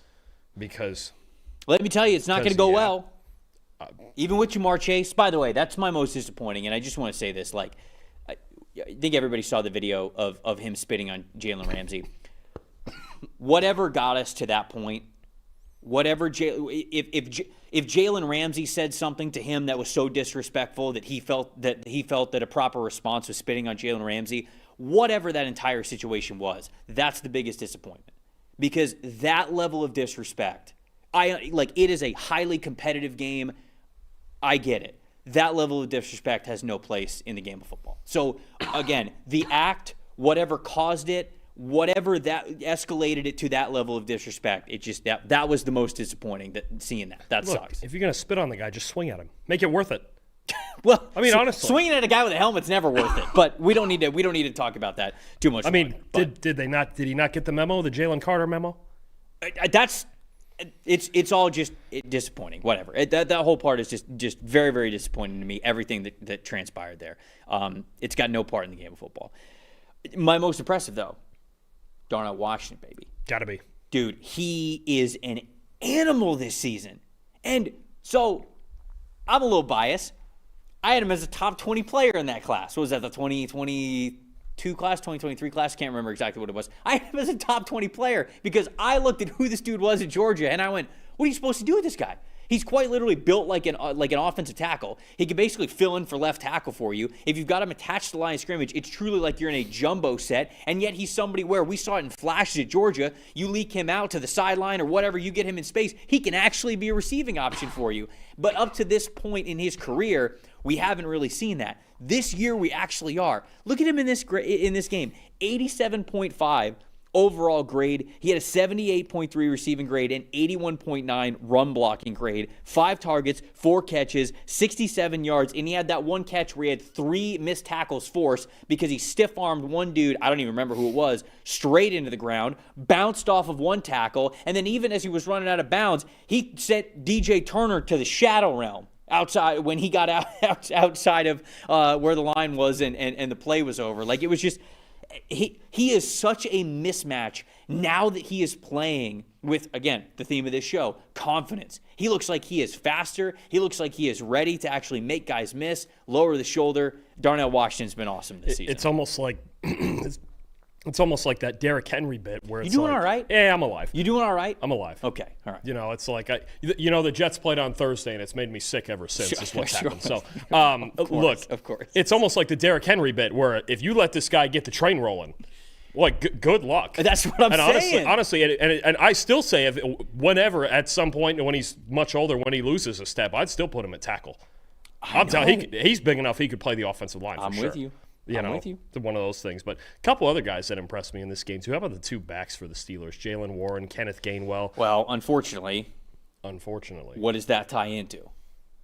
Linebackers covering him. Well, of course. I mean, there's always a yin and yang with these things. You know? Somebody's I haven't checked the PFF player prop tool for this upcoming week, but I got a feeling Travion. We might like whoever the matchup is with the Bengals linebackers. Travion Henderson.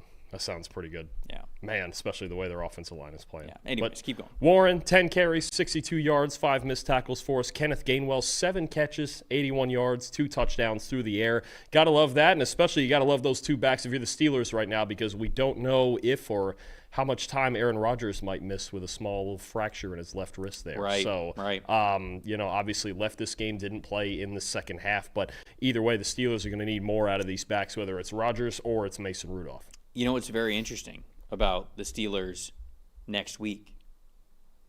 Playing at Soldier Field. Ooh. Aaron Rodgers has said before that he loves playing at Soldier Field from all the years that he played there when he was with the Packers. Well, he's the owner. Right. I'm not going to say it, but you said it. He said it himself. And so I think he's going to do everything he possibly can to play in this game. We're going to find out because he wants. Going to find out if he still owns them. I mean, it might be this might be his last game. Caleb Williams going to buy the team back off him. Maybe. Man. Maybe Caleb Williams is the one who really needs him to play. Minority stake, Mason Rudolph. I don't know about that. I don't know if it's. I don't know if that's transferable with Mason Rudolph. Well, a minority stake, just. Maybe. Mason Rudolph, he gets 2% ownership of the Bears from Aaron Rodgers. If he wins. Only if he wins. Wow. It's contingent. See, now Mason Rudolph, if he plays, is going to be real motivated. Winnable games. Only winnable if you win them. Only winnable. Hold up now. That's an even one there. We can't just chalk that one up either way. What do you mean? Caleb Williams, he's going to be running around. T.J. Watt. Nick Herbig. Well, hold on. Don't spoil the preview show before we get to Wednesday. We got to preview that. Oh, sorry. I thought we were just going to go ahead and preview the No. Okay. We got to give the people something to look forward to for Wednesday. That's what they got to do. That's right. Got to string them along a little bit. That's the dangle and the carrot. Got to make sure that the next show is always more important than this one. Thank you. You said it, not me. And that's why, folks, you should be subscribed to the channel if you're not to make sure that you don't miss any of the shows that we have throughout the season, including the film breakdowns, all the good stuff. And I might not sound like crap by then. Maybe. Well, we'll see. More than usual. Sure. Texans traveled to Tennessee to take on the Titans. This one that probably had Survivor Leagues sweating. But ultimately, 16-13, Houston Texans are victorious with a last-second field goal. Their top 5 graded players in the game, edge rusher Will Anderson Jr., surprise, top of the list, an 89.8. He's having an unbelievable year. Wide receiver Nico Collins, an 83.1. Cornerback Derek Stingley Jr. with an 81.2. Wide receiver Jaden Higgins, a 76.8. And then defense tackle Tim Settle with an 84.1. Davis Mills in this one. I know people were mad that we didn't grade him higher for last week's performance. This week, he played better. And why? Because there wasn't as many turnover-worthy plays. People see it matters. 81.5 overall grade for Davis Mills. We'll dig into that in a second. On Tennessee side of things, defensive tackle Jeffrey Simmons with an 89.5. Linebacker Cedric Gray, an 87.6. Linebacker Cody Barton at 81.3. Defensive tackle Tavondre Sweat at 75.1. And then tight end Chigga Kongwo with a 72.9. Cam Ward in this game, a 57.2 overall grade. What was your stat that told the story, Dalton? Credit Davis Mills' resilience, right? There was a lot that went wrong for the Texans in this game. They didn't run the ball all that well. The Titans' front seven was playing really well. There was an early drive, first drive of the game, actually. The Texans came away with no points despite driving right down to the goal line. But Davis Mills, what stood out to me, the big advantage the Texans had in this game was the receivers on the perimeter beating the Titans' secondary, especially in one-on-one coverage. When you look at throws for Davis Mills, at or outside the numbers in this game, attacking that outside part of the field. 88.6 passing grade, finding one-on-one matchups with Nico Collins, with Jaden Higgins, a couple of times with Dalton Schultz too. 16 of 23, 163 yards and a touchdown, 3 big-time throws outside the numbers out there. That's where he really did his damage against this Titans secondary. The front seven was playing well, but when Mills saw advantageous matchups on the outside, he took advantage every time. The signature play of this game to me was on the final drive,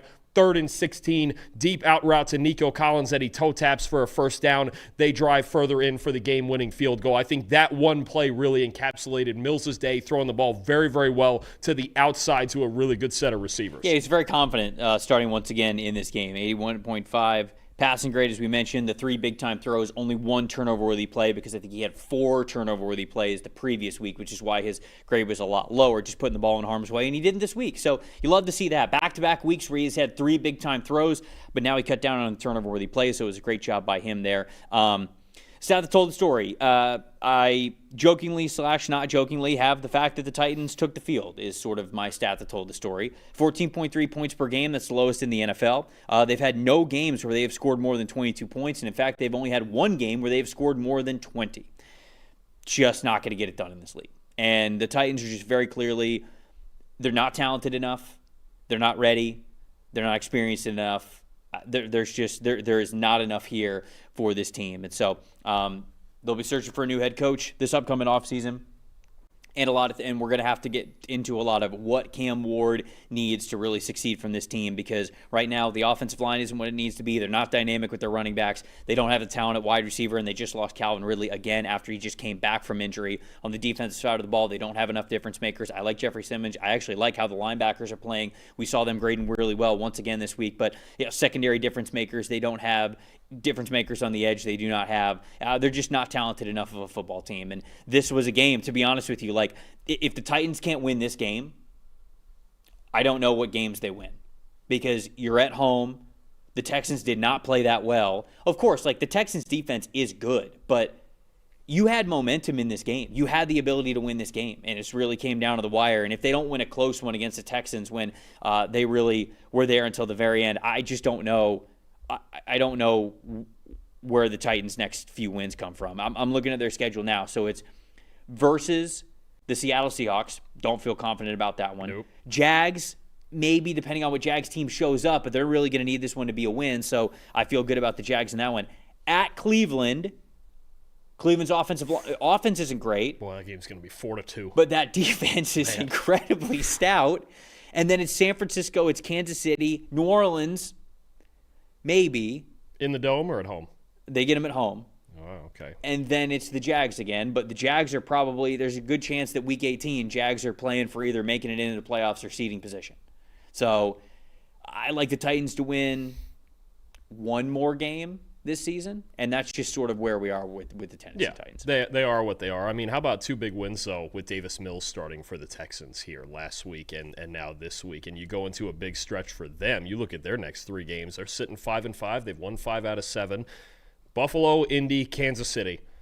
There's the stretch of your season if you're Houston. You got to get out. If they just found some way, somehow, especially with their defense and maybe C.J. Stroud coming back next week, to win 2 out of those 3 games, you start to feel a little bit better about the Houston Texans and at least their chances of making the postseason despite some early difficulties.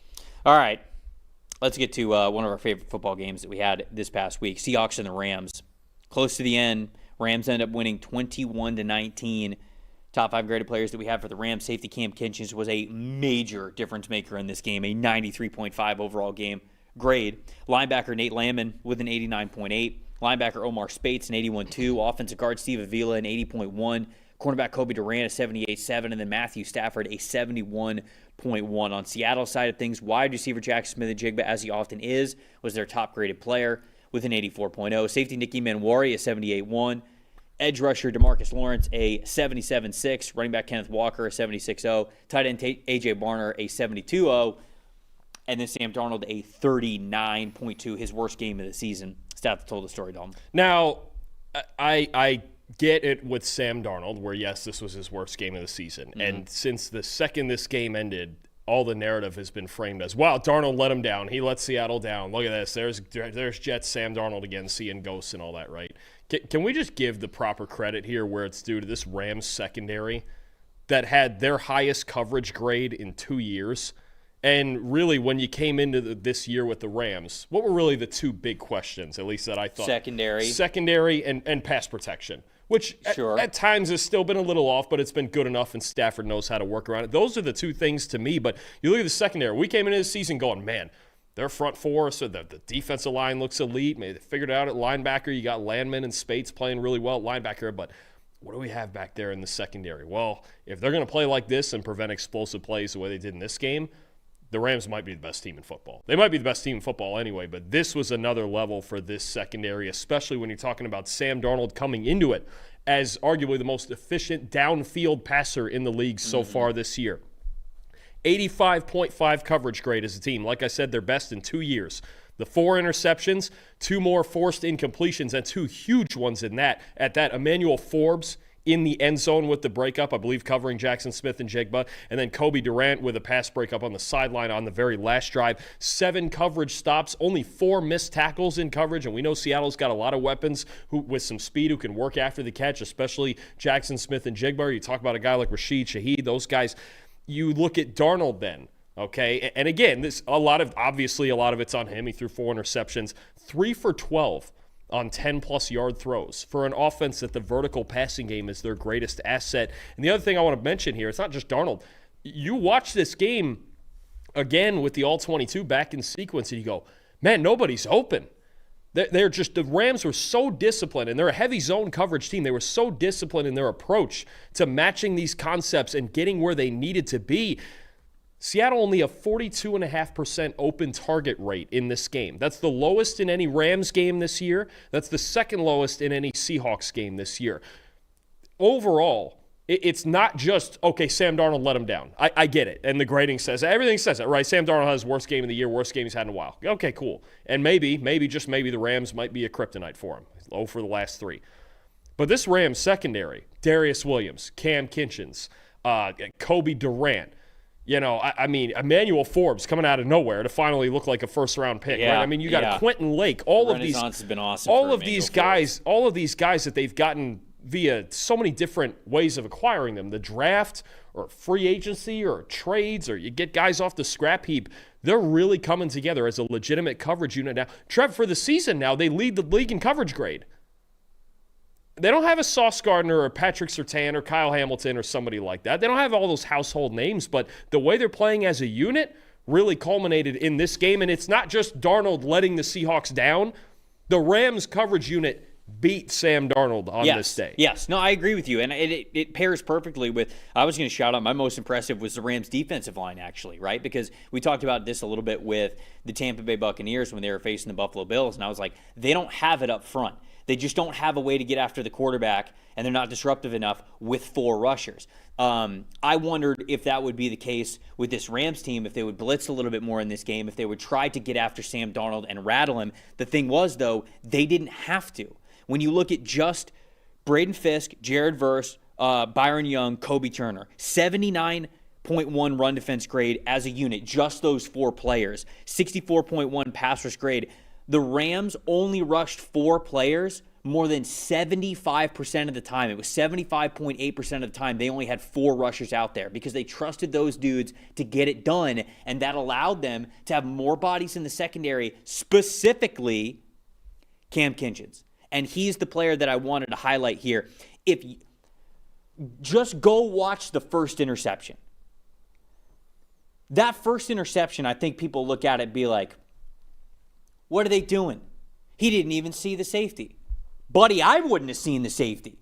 I don't know if Drew Brees would have seen the safety. Cam Kinchins comes from the other side of the field, and there's no one who's there's no one who's like an immediate threat at the time when he starts breaking across the field. But if you go watch that play, there is a wide receiver. I can't remember who it was.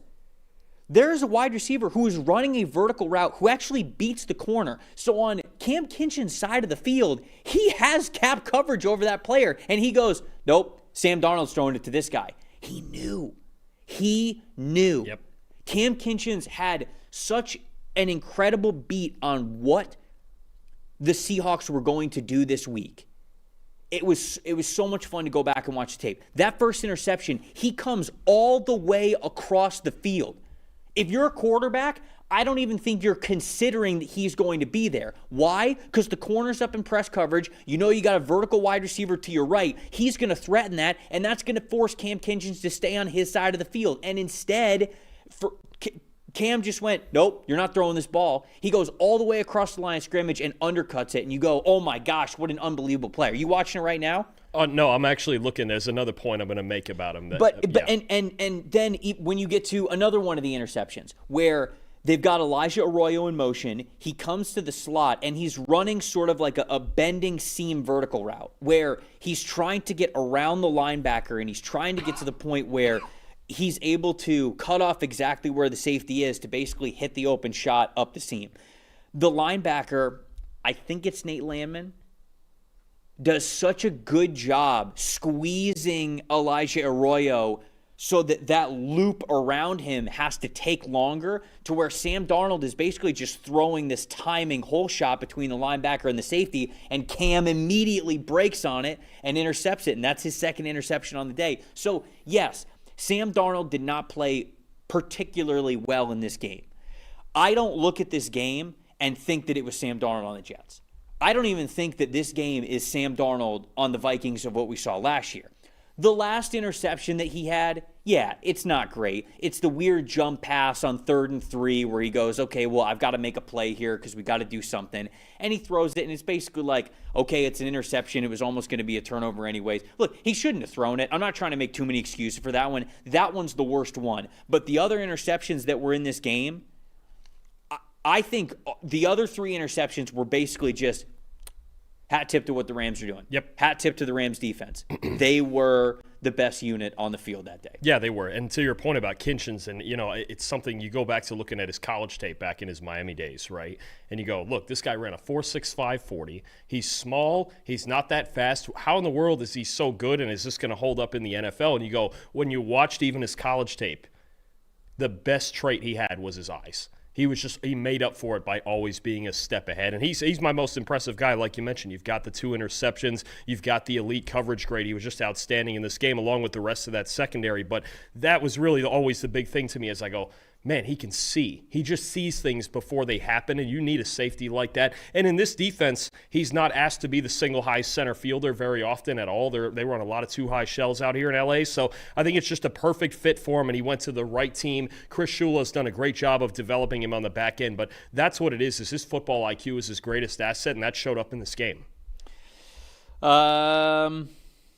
Anything most disappointing, most impressive, anything you didn't hit? I mean, it's Sam Darnold, but it's also, I don't think we need to sit here and have a full-blown panic no, about I don't think Sam so Darnold. And at the end of the day, what do they get the revenge at home in a couple weeks, 4 weeks, 3 weeks? Week 15 or somewhere thereabouts. thereabouts. It's in Seattle. I can't wait for that And game. at the end of the day, the other 2 problems other than the turnovers were the Seahawks, they moved the ball well. They just went 1 for 4 in the red zone also, and you at least had a shot there with a 60-yard field goal at the end. Mm-hmm. So I think when you look at everything that went down in this game, you got an even football game. Right. And the Rams defense just made a handful of plays that didn't allow the Seahawks to convert drives, especially A, with the turnovers, and B, in the red zone. And I think Mike McDonald has to be thrilled with the way his defense played after the first quarter. The Rams weren't moving the ball at all after the first quarter. Yeah, my most disappointing was Devontae Adams. 8 targets, 1 catch, 2 drops in this game. He just didn't look himself.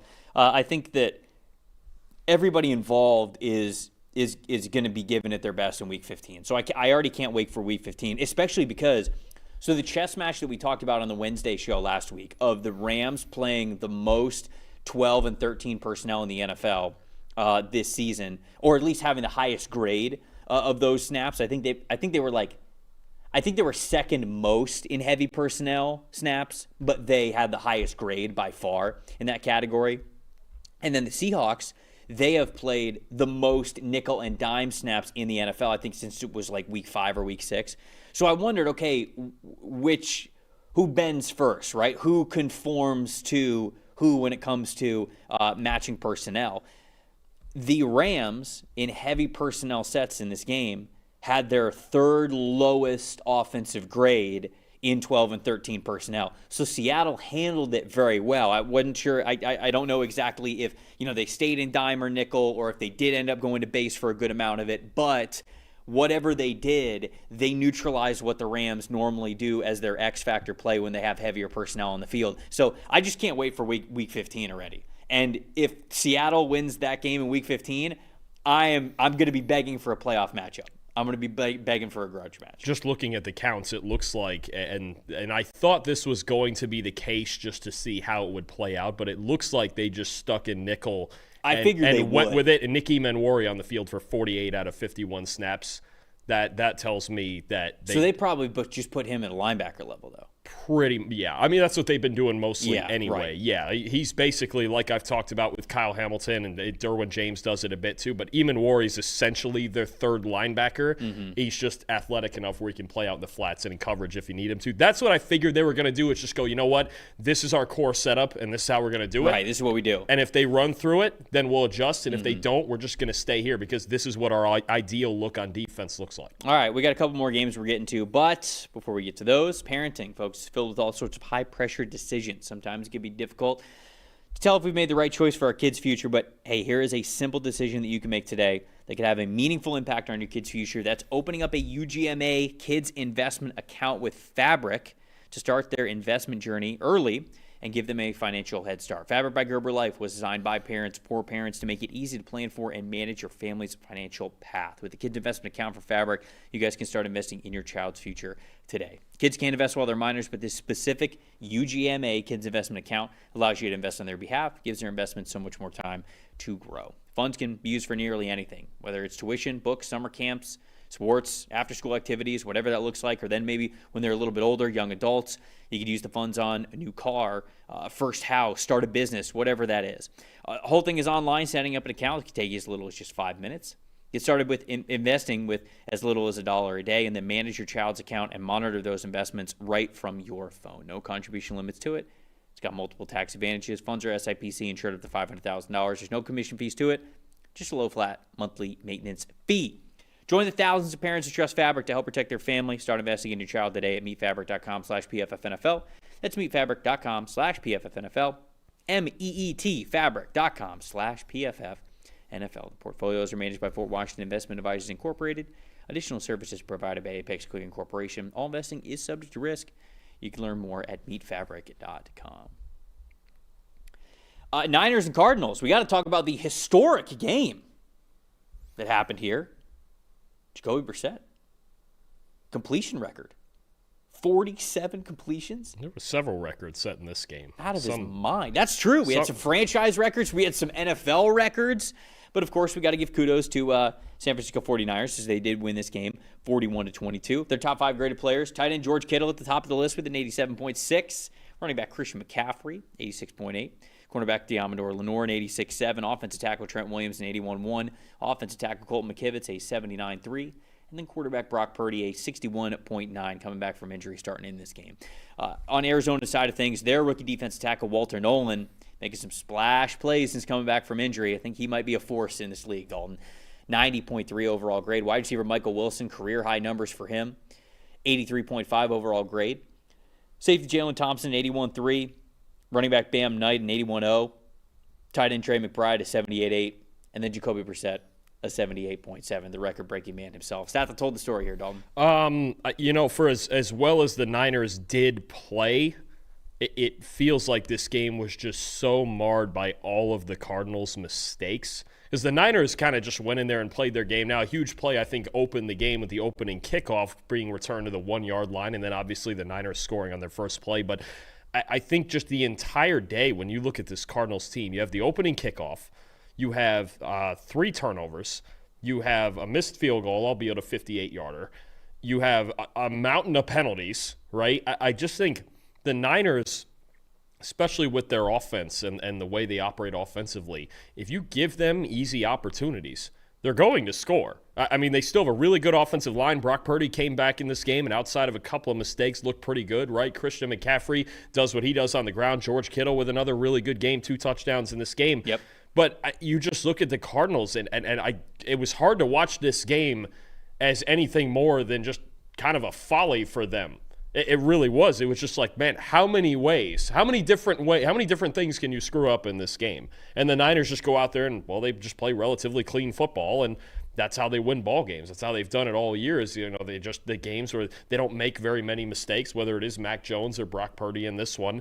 I mean, I worry about where this Cardinals team is now. Mm-hmm. And obviously, look, they're in last place. They're not going to go to the postseason. They blew a lot of close games early, and now they're starting to make a lot of these types of mistakes. But I worry about even just Jonathan Gannon and the leadership of this team and where it's at. Because a game like this, where you got 3 turnovers and poor special teams, and you can't run the ball, and 17 penalties, there's nowhere to go but up. Because this game, for as much as the offense at times looked good, this game kind of felt like a rock-bottom type game. Yeah, look, if you break a record for passing completions and you're still basically getting doubled up on the scoreboard, it's tough. That's really tough. You completed 47% of your 47 completions in this game. Jacoby Brissett, 47 completions, 87.3 adjusted completion percentage with a 6.9 average depth of target, which is fine. Like, it's not super high, but I think 6.9 is fine for an average depth of target. Michael Wilson had 18 targets, 15 catches, 185 receiving yards. Trey McBride had over 100 receiving yards. Like, you only scored 22 points in this game, and you lost by, again, almost double your score when that's happening. And that happens because they had 17 penalties called against them for 130 yards. That's a franchise record for the Arizona Cardinals, and it's the most in a single game since 2019. I like the drafts that Monty Ossenford has had. I really do. I wasn't the biggest Darius Robinson fan, but still.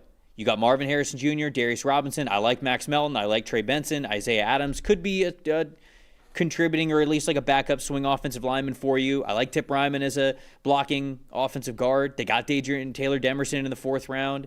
Like, I like the players that he has drafted. You go back to this past draft, I think Walter Nolan's a beast. I think that Will Johnson is a starting corner for you. I think Jordan Birch could really be like a situational, really nice athletic pass rusher for you.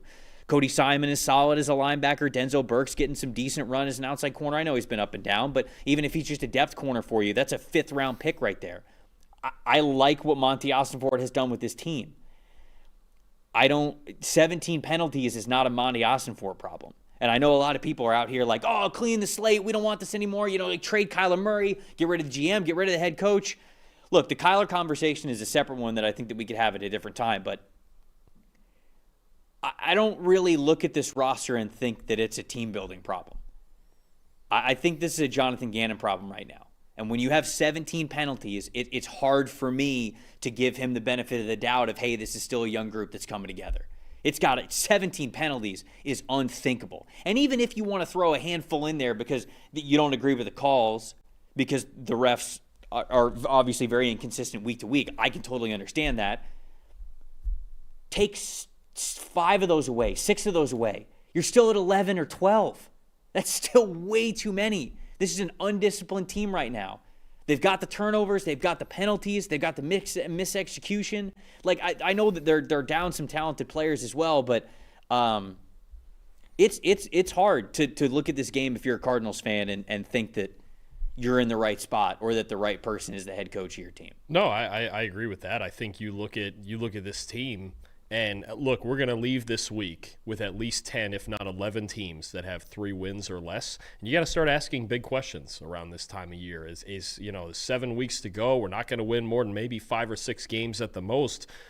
What is the future going to look like? And there are some huge questions being asked in Arizona. I think it's going to get asked with the coaching staff. We're already having conversations about the quarterback. they need to figure out this offensive line situation. They can't run the ball at all. Running back, obviously, they're using guys who should not be starting at running back, but they don't have a choice with all their injuries. I mean, at the end of the day, this Cardinals team, no, they're not good enough. They had opportunities earlier in the year to win a lot of one-score games that could have put them in a better position, but otherwise, it's not great. In their last 2 games, they've made a lot of mistakes themselves, and they've gotten dominated in both games against divisional opponents. Niners, though, I want to give the Niners a ton of credit in this game, but also just overall this season. You mentioned this a couple of weeks ago, and I kind of shooed you away on this because I do still think that Kyle Shanahan's a long shot to win Coach of the Year. But when you look at Shane Steichen, Mike Vrabel, Ben Johnson, Kyle Shanahan's next. And I think that you could come up with an argument for him to be in that conversation. I don't think he's going to win it. I think if they make the playoffs, that's what you said. Yeah. You were like, if they make the playoffs, you got to seriously consider Kyle Shanahan, given the division that they are in, given the injuries that they have gone through, the guys that are not out there that you had on paper that you thought that you were building this team around. We talk about adjustments, wanting to see adjustments mid-game. How about week to week when guys aren't in and out of your lineup? Your quarterback, your pass rush. I mean, they were down Brock Purdy for a handful of weeks. They're not having Nick Bosa for the rest of the season. Fred Warner is out. Brandon Ayuk is not back, right? Like, it's just, these are star players for you that are not out there, and yet they're sitting here still at 7-4 in this division, and they've got a chance to make the playoffs. I don't think he's going to win Coach of the Year, but I think he definitely deserves to be talked about for doing an incredible job there with the 49ers. I think the next guy, the guy that I would go with if Shanahan were to not make the playoffs, I think I would actually go with Mike Vrabel. Just for, how good that team I think Vrabel's going to win it. Probably. I think he's going Ben to Johnson's making a pretty good case too, though. But I'll tell you something. You mentioned this playoff race in the NFC and how relevant. Obviously, we got a lot of big games coming this week. How big all of a sudden does Carolina and I didn't even realize it was Monday Night Football. Yeah, it is. Next Monday Night Football Panthers is are Carolina, playing the San Niners Francisco. on Monday night. What a low key huge game that is. I mean, the rest of the slate, Buffalo, Houston's a big game. Obviously, Green Bay, Minnesota is always fun. Colts, Chiefs is probably the biggest of the week. But San Francisco and Carolina, Monday Night Football for like real playoff positioning and tiebreaker scenarios you could have out of that. That's a huge game. That's going to be a lot of fun.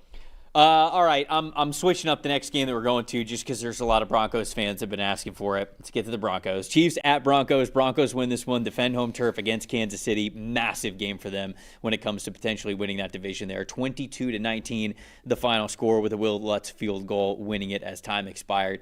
Top 5 graded players that we had for the Denver Broncos in this one. Cornerback Jaquan McMillan played very well, 74.2 overall grade. Linebacker Justin Chernod with a 74.0. Offensive tackle Mike McGlinchey a 72.1. Offensive guard Quinn Miners a 71.7. And tight end Evan Ingram with a 70.8. Bo Nix in this one, 85.3. Played very well in this game. Kansas City side of things, tight end Travis Kelce was their top graded player at an 80.4. Edge rusher George Karlaftis with a 74.3. Linebacker Nick Bolton a 71.6. Running back Kareem Hunt, 71.4. Linebacker Drew Tranquil, a 70.6. And then Patrick Mahomes in this one, just a 46.9 overall grade. Dalton, your stat that told the story. Well, Trevor, it sounds weird to say. Yeah, baby. It sounds weird to say. But for the first time since Peyton Manning was their quarterback, the Denver Broncos have a more explosive passing game than the Kansas City Chiefs. That's where we're at. Wow. Think about that. Peyton Manning has been in this game, certainly. Nix was ready for it. He was certainly ready. Fearless. And look, both quarterbacks had tough matchups against good defenses, great secondaries, obviously. The Broncos missing Surtain, but they still had guys play well on the back end. But at the end of the day, the Broncos could air it out, and the Chiefs really couldn't. Bo Nix, 10-plus yard throws is where we're going with the split here. Bo Nix, 94.8 passing grade, completing 6 of 10 with 4 big-time throws. Patrick Mahomes on 10-plus yard throws, 3 of 12, 92 yards, and an interception, 38 passing grade. This Chiefs offense, and there's guys with speed. Yes, there are theoretically guys with speed. Xavier Worthy, Tyquan Thornton, Hollywood Brown. They don't have any way of creating advantages for those guys. They line up in the shotgun every play. They can hardly run the football at all. Yeah, that's a major issue for them, man. And you look at, it's been talked about a lot over the last few weeks. Look at the team succeeding on offense right now. They're under center. They're multiple tight ends. They can get in play action. And not only do they have speed to work downfield, but they have the ability to create those opportunities to get defenders to bite. The Chiefs right now, as odd as it is to say, have zero deception in their offense. You can have 4-2-40s all you want, right? With Thornton, and Tyquan Thornton made one play in this game. He made one big play. Cool. You can have 4-2-40s all you want. But if you're just telling those guys, hey, we're just dropping back, go balls, and post. This is not college, okay? The first job of any NFL defense is to keep the cap on it, right? College, yeah, you're playing some inferior team. You got a guy who runs a 4-2. Their safety runs a 4-7.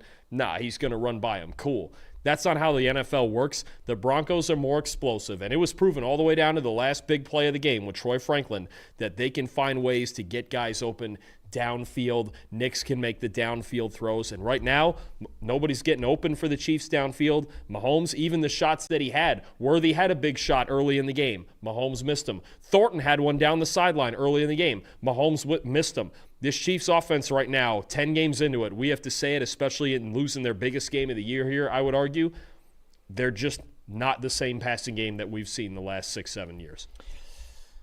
All right, I got a question for you. Sure. How many, don't look anything up, how many non-Kareem Hunt carries do you think we got in this game? So you're talking Patrick Mahomes, we're talking Rashard Smith, you got Rashee Rice, Xavier Worthy. They like to give those guys the football. How many carries for everyone not named Kareem Hunt do you think, design carries, do you think that we got here in this game? I know there were only 14 total. Mm-hmm. How many of those did Hunt have? 10 or 11? Okay. I know that it was only 14 run calls total in this game for the Chiefs, which is also not good. Yeah. So you're guessing what? I'll say 10. 10 out of 14 were Kareem Hunt. Was Kareem Hunt? Yeah. Okay. All right. They had 13 designed runs in this game. The fourth one was a Patrick Mahomes scramble, which counted as a run attempt. So it wasn't it. So it was 13 rush attempts. Kareem Hunt had all 13. The answer is 0. They had 0 carries to players that were not named Kareem Hunt in this game. Not great. In the year 2025. Come on, man. Yeah. How is Rashard Smith not getting the football out of the backfield? I'm not claiming to be smarter than Andy Reid. I really am not. But they're just, like you said, there's no deception. They're not dynamic. When they're handing the ball out of the back, I mean, dude, they were 5 for 13 on third down in this game. That was 38%. That brings their season average just above 41%. 41% of a third down percentage is the lowest third down percentage in the Patrick Mahomes era. They are predictable, and they cannot run the football. And I think most of their issues stem with what is going on in the backfield. I don't know what trades were on the table, but it's really hard to look at this situation and think that it was not worth it to pull the trigger for Breece Hall or Chuba Hubbard or like whatever it was. There were reports that the Breece Hall trade was on the table, and the Jets wanted a third, and the Chiefs wanted to give him a fourth. Right. And neither would budge. Right. Process. Yeah. Process is very important. You don't want to get away fundamentally from how you believe you should build a team. Because when you get away from that, when you allow yourself to really get away from that, that's when you start to get situations that you don't even recognize with your team anymore. You are in a winning window right now.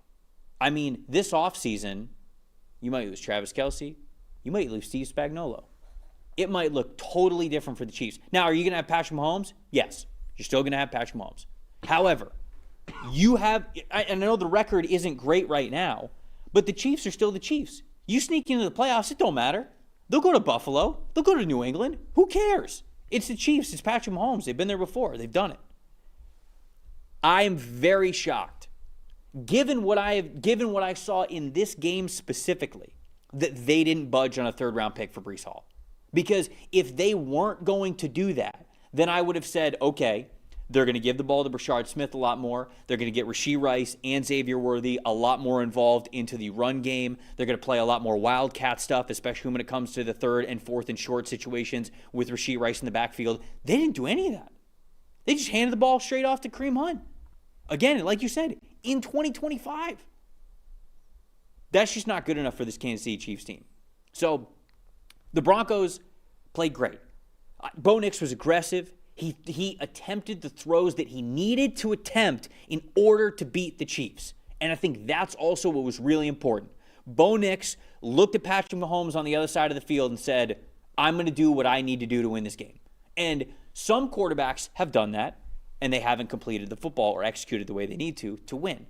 But there's too many other quarterbacks that know the guy on the other sideline is Patrick Mahomes, and they get they go into their shell a little bit. They go, okay, I can't turn the ball over because if I turn the ball over and we give an extra possession to that guy, then we're going to lose. Well, if you're only thinking about that, then you're not going to do what you need to do to go win the football game against the guy. Kudos to Bo Nix, because Sean Payton's attitude, personality, whatever it was, very clearly rubbed off on him because they were ready to do what they needed to do to win this game. And they executed, and they were able to do it well. And I want to make it clear, this is a close game. They won at the very last second with a field goal, right? This could have potentially gone the other way for the Chiefs, who are now, by the way, 0-5 this year in one-score games as opposed to 12-0 last season. So we knew that the pendulum would swing the other direction. We just didn't know that it would be this different for them. But ultimately, I think that the Chiefs' struggles are running the football and on third downs. They're major issues for this team right now. And now they can't look outside the league. They have their chance. Now they just got to get more creative with what they do in the backfield. Well, and the real problem now is with 7 games to go, it feels like an extremely minuscule chance that they can win this division. Oh, so, I think the division. Division ship has sailed. Aside from them being the Chiefs, they are. Any other team in this spot would basically be shot at this point. You're basically trying to sneak in with the wild card spot. You're looking at right now. They're the 9 seed in the AFC, and they've lost to Denver. They've lost to Buffalo in the 5. They've lost to the Chargers in the 6. They've lost to the Jags in the 7. Don't forget the Jacksonville game, too. Yeah, they don't have any tiebreakers right now, right? Houston's back at 5-5. They got to play them head-to-head. And look, they couldn't score on Denver's defense. They're struggling on offense. Houston's defense doesn't make it any easier. Playing the Colts next week. The Ravens are back at 5-5 now. You look at this. It's going to be now with this loss. This was the game that was going to just set off the dominoes for the rest of the Chiefs season. This loss now means they are just in a war for one of these wild card spots, and they're behind the 8 ball right now because they lose tiebreakers to the Bills and Chargers and Jaguars, and don't go losing to Houston in a couple weeks. Or you're going to lose just all those tiebreakers. I think that just because it is the Chiefs, it's hard to not look at their schedule upcoming, which is Colts next week, Cowboys, Texans, Chargers, Titans, Broncos, Raiders. I think they win at least 5 out of their last 7. I think they're winning at least 5. So if you get this team to 10 wins, I think 10 wins get you right there. The issue is all the tiebreakers that you have lost. I think if you only get to 9, you have a major issue. Right. And that's the thing is that if they drop one more, or even if you only win 10, there's a chance that you are in a tiebreaker spot with the 6th seed or the 7th seed. And they don't own a lot of tiebreakers right now. So that's, I think, where it could get. You can look at the Chiefs' schedule, and I'm with everybody. They're not going to go away quietly. I think this team wins 10 games. But it now is out of their control almost. Because some of the teams that they might be jockeying for position with, they're not going to have a chance to win the tiebreaker over. Unless they go on a crazy run where they're about to win 7 in a row and they end up winning 12 games. In which case, everybody look out. Which would just be so like them. We'll find out they had the paperwork ready to roll on the Breece Hall trade and they just had to file it. Then just Oh, you're saying he's already a member of the Chiefs or no? Oh, when they need him, Oh, okay. Yeah. That 3rd-round pick sounds pretty good, actually. Anything else? Because Bo Nix was my most impressive here in this one. No, he was outstanding. And, of course, the star on defense, Jaquan McMillan, also the interception, 2 sacks in this game. I mean, he was just terrific, 3 stops. You just look at the effort of this Broncos team. And, again, secondary playing well without Patrick Surtain. In this game, you had Chris Abrams-Drain playing, McMillan playing great. Riley Moss was solid. Just Hufanga flying around at safety. I mean, this Denver defense, there's good defenses, And then there's those defenses. Like there's that category where I go, I think the 5 for me, it's probably Houston, Denver, Cleveland, LA, Seattle. If you give me a 6th one, you throw Philly in there the way they're playing now too. There's that group of defenses that's like first class.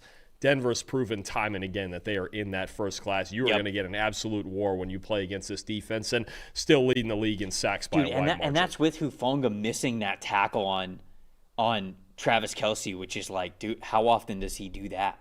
Oh, yeah, no. I mean, look, you're always going to get, especially when you're playing the Chiefs, you're always going to have, they're going to make a handful of plays. I know, right? but like the Tyquan Thornton deep one and stuff like that. But overall, they were just outstanding. There were 2 plays in this game that were like critical plays that Hufanga specifically, and I love Hufanga, the one where he was, I can't remember who the receiver was. It might have still been Travis Kelce, where he was more concerned about making the hit.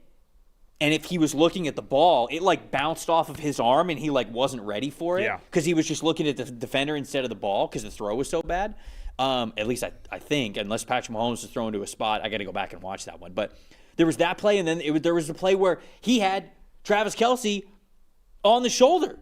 And it's like Travis just like kind of shrugged him off, and it was very strange. And it's like, dude, if Hufanga even makes one of those 2 plays, this game is maybe not as close as it was in the end. But Broncos defense playing incredibly well just because they're one of the best in the NFL. Ravens and the Browns, next game that we're going to cover here. The Ravens win this game 23-16. Ravens top 5 graded players that we had in the game. Safety Kyle Hamilton, 91.6. Defensive tackle John Jenkins, 91.4. Cornerback Chidobe Awuzie with an 86.2. Linebacker Teddy Buchanan with an 80.2. Linebacker Roquan Smith, a 78.8. Quarterback Lamar Jackson in this one, not his best game, a 49.8. But win's a win. On Cleveland side, edge rusher Myles Garrett, as he often is, very top of their list, 90.8. Linebacker Devin Bush, an 83.5. Wide receiver Cedric Tillman, a 69.6. Defensive tackle Mason Graham, a 63.7. Wide receiver Jerry Jeudy, a 62.8. Shedeur Sanders in this game, since Dylan Gabriel started the game, went out for a concussion. Sanders came in, 27.4 overall grade here for Shedeur Sanders. Top 5 graded players. Or not top 5. Seth told the story. Dalton. I mean, look, it was an ugly defensive game for most of it, but, between the 2 offenses, the Ravens found just enough when they needed to. 5 explosive plays on their final 3 drives. Only 4 in the entire game before that. You had the Derrick Henry 59-yard run that set up a field goal. You had a couple of Zay Flowers catches and one Keaton Mitchell catch that set up a field goal. And then the big play, what a great call from Todd Monken when they were lining up Mark Andrews for the tush push. And then he runs the freeze, reverse pivots out, gets the game-winning touchdown. So I think when you just look at the Ravens' final 3 drives, 9.5 yards per play, 5 explosives, setting up 13 points. And look, you don't have to score much against this Browns defense, but you do have to get over the finish line. The fact that the Ravens could just find a way to get enough points in this game against the Browns, you escape Cleveland with a win and you write it off as just another one where, again, the Ravens back at 500, 1 game back of the Steelers. That comeback road that we talked about now, it's on. And wait till Lamar Jackson actually gets going, because they always struggle in Cleveland. It's just a thing. Any team right now is struggling in Cleveland with this defense. But no, the Ravens, this was the ultimate finding a way game on offense while your defense was still pretty much dominating. Josh Norris said this on Twitter, and I agree with him completely. I think the Browns starting 2026 quarterback is not on the roster right now. And unless we see a major turnaround from Shedeur Sanders, who I don't even know if he's going to get the starting nod, because they asked Kevin Stefanski this last week when Dylan Gabriel once again just really struggled, like, hey, are you thinking about making a change at quarterback? And he immediately was just like, no, Dylan's our quarterback. And Dylan goes out of this game with a concussion. That's the only reason why Shedeur came in. He didn't play very well, but outside of Shedeur maybe getting to start the last 4 or 5 games and playing very, very well, much different than he played in this one, I have to believe that the Browns will go hunting for a quarterback this offseason. They were combined, between Gabriel and Sanders, 11 for 26 in this game for just over 100 passing yards, 33.5 overall passing grade as a team between both of those 2 guys. Not going to win. Not going to win football games whenever that's the case. I think the Browns' offensive line also continues to struggle. 48.7 run blocking grade in this one. We talk about how they've got an aging offensive line and how they struggle in pass protection, but it's actually their lack of push in the run game that is really holding them back the most that has been disappointing. And then really quick, my most impressive, Kyle Hamilton. We've talked about him the last couple of weeks, but once again, 91.6 overall grade. They use him as a true defensive chess piece. 95.9 pass rush grade. I mean, when they use him lined up over the A-gap, and even I saw him as an edge defender. He was bull rushing. He was doing speed to power against offensive tackles in this game. And it was just a lot of fun to watch how you can deploy him in different ways. But 76.6 coverage grade as well, 78.9 run defense grade. He's just one of the best defensive players in the league. And Zach Orr, their defense coordinator, is using him appropriately. His deployment, the way that he's using him in all the different ways, the blitzes, off the edge, linebacker, obviously in the slot and everything he can do as kind of that big nickel guy. And we talked about this the last couple weeks, the adjustments they've made since the Alohi-Gilman trade. Hamilton, it just feels like you watch stretches of games, especially the second half in this game. It's just everywhere. It feels like there's three of him, right? I mean, he's just all over the place. Oh, there's a play to be made in coverage and flat. There's Kyle Hamilton. Oh, who's shooting through the A-gap blitzing? Oh, it's Kyle Hamilton.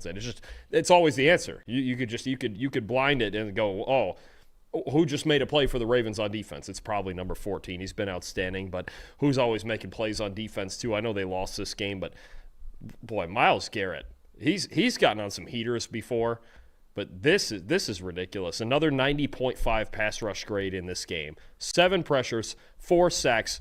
Trevor, 38.5% pass rush win rate. I mean, it feels like we could do this with Myles Garrett every week. Where are we at with the sacks now? Is he at 15? He's at 15. With 7 games to go? That is the second most he's ever had in a single season, and he's at 15 with 7 games to go. And it's first player ever with 12 in 6 straight seasons? Is that what it was? I mean, we're watching. Yeah, right. Yeah. I mean, we're watching just straight up. We're just watching one of the GOATs. 15 sacks in 10 games. Just silly. I don't even. I mean, and you talk about, you saw the disparity in even the highest graded guys, where it's like, I don't know if I've ever seen a defensive player who really. We talk about Kyle Hamilton doing everything. Myles Garrett single-handedly keeps his team in games despite them having the worst offense in football. It's I don't know how much more we can say about him. And look, even preseason we ranked him as the best player in football. And I mean, could you imagine if this team could ever score, and what Myles Garrett would be able to do with a lead? He has won Defensive Player of the Year award in 2023, and he's about to have his best season ever. Is he the betting favorite? He's got to be the betting favorite for Defensive Player of the Year, right? I haven't looked at that. Is he? I haven't looked at it in a while either. Is he? I mean, he has to be. I would think so. He's at 15 sacks with 7 games left. I mean, the craziest part, Trev, he's got another month and a half before he turns 30. That is nuts. You want to talk about, maybe sack records that maybe, thought unbreakable, but I mean, he's every bit worth that $40 million they paid him.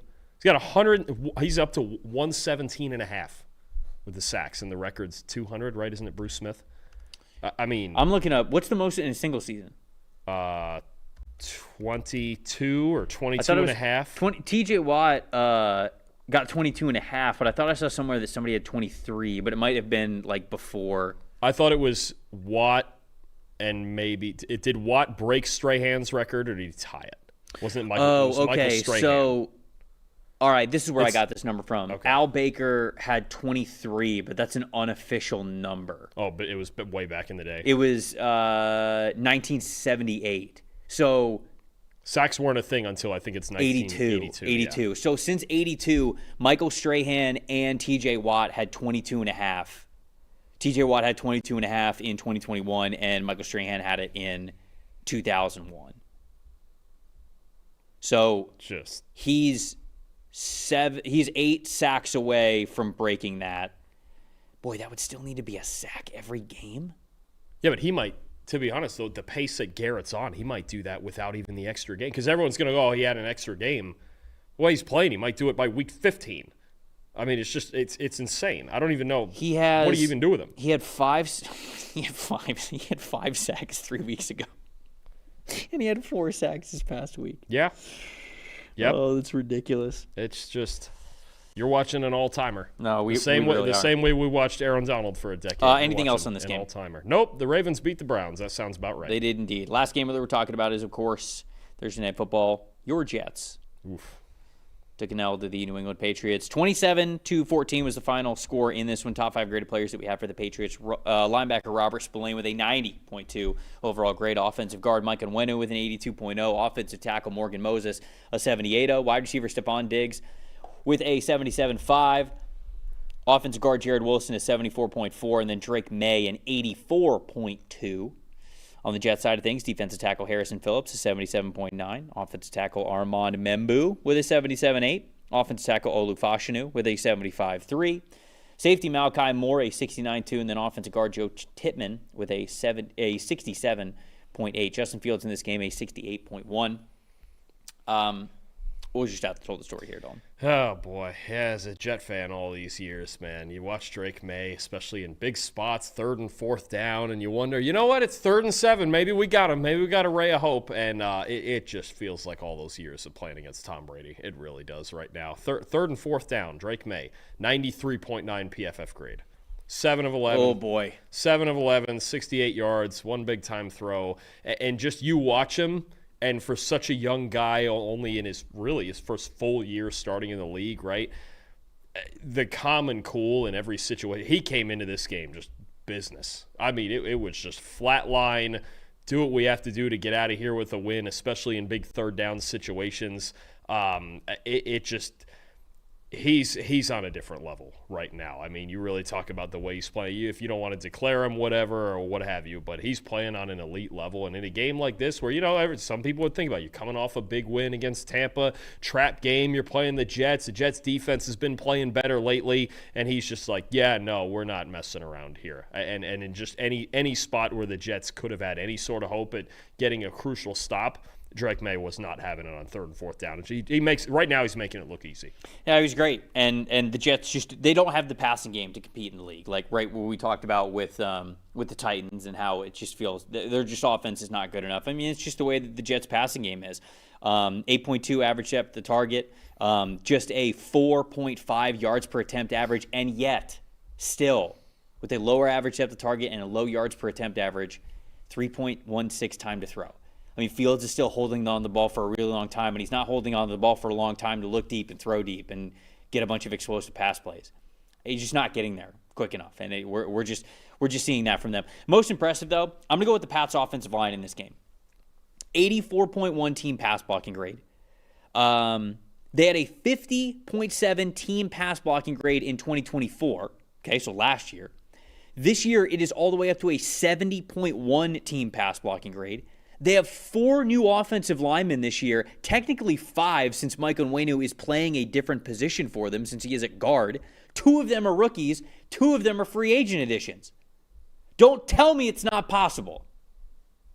This team had one of the worst offensive lines in football last year.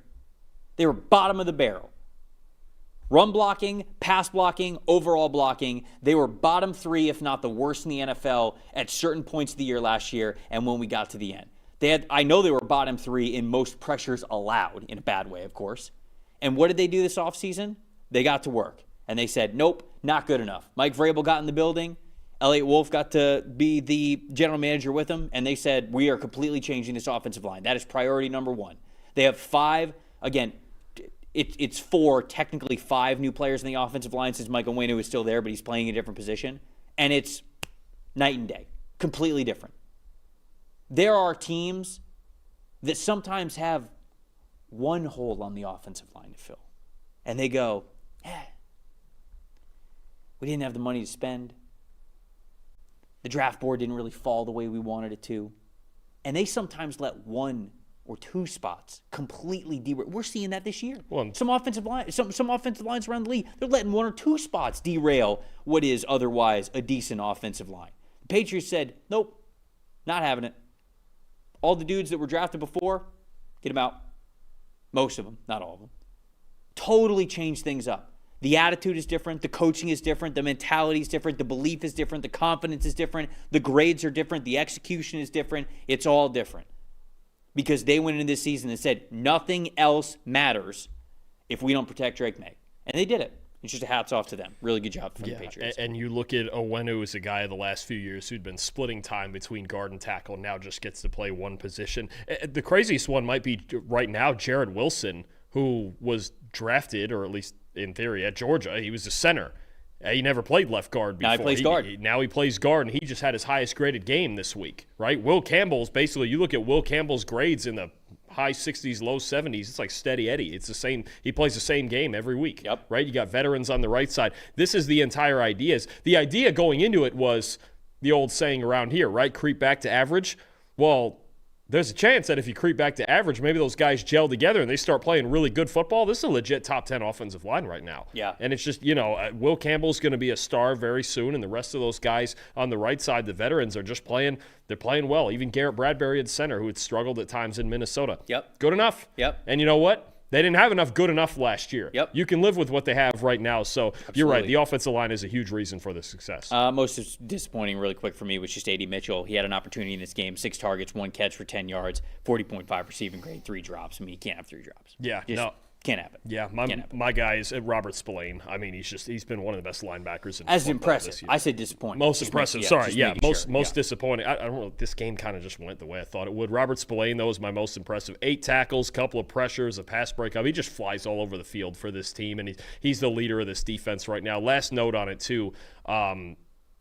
Reportedly, Tyrod Taylor will start for the Jets this week against the Baltimore Ravens. And that's what they need, man. I mean, I don't know what they need at this point, but if they want to try to throw the football, that's what they need, because the forward pass. What is it? Are they under 60? No, that's before. That's the 3 of the previous 4 games. What did they end up with the passing total in this game? 120, somewhere in there. Just, I mean, there's low, and then there's like a 116. 116, and that's their second highest in the last 5 games. Ooh. Yeah, they had three of their previous 4. They were under 60. I mean, this is the fun of what we get to watch here in the green and white. It's a lot of fun. If you guys want the full preview for Monday Night Football, we did that on the Wednesday show where we previewed every single game. But we'll do a little betting preview here for Monday Night Football with the Cowboys and the Raiders. We'll pull up the player prop tool, which you guys can see over at PFF.com right now, which, by the way, we said at the top of the show, we said at the middle of the show, Black Friday. That's a promo code to get you 40% off a PFF Plus subscription.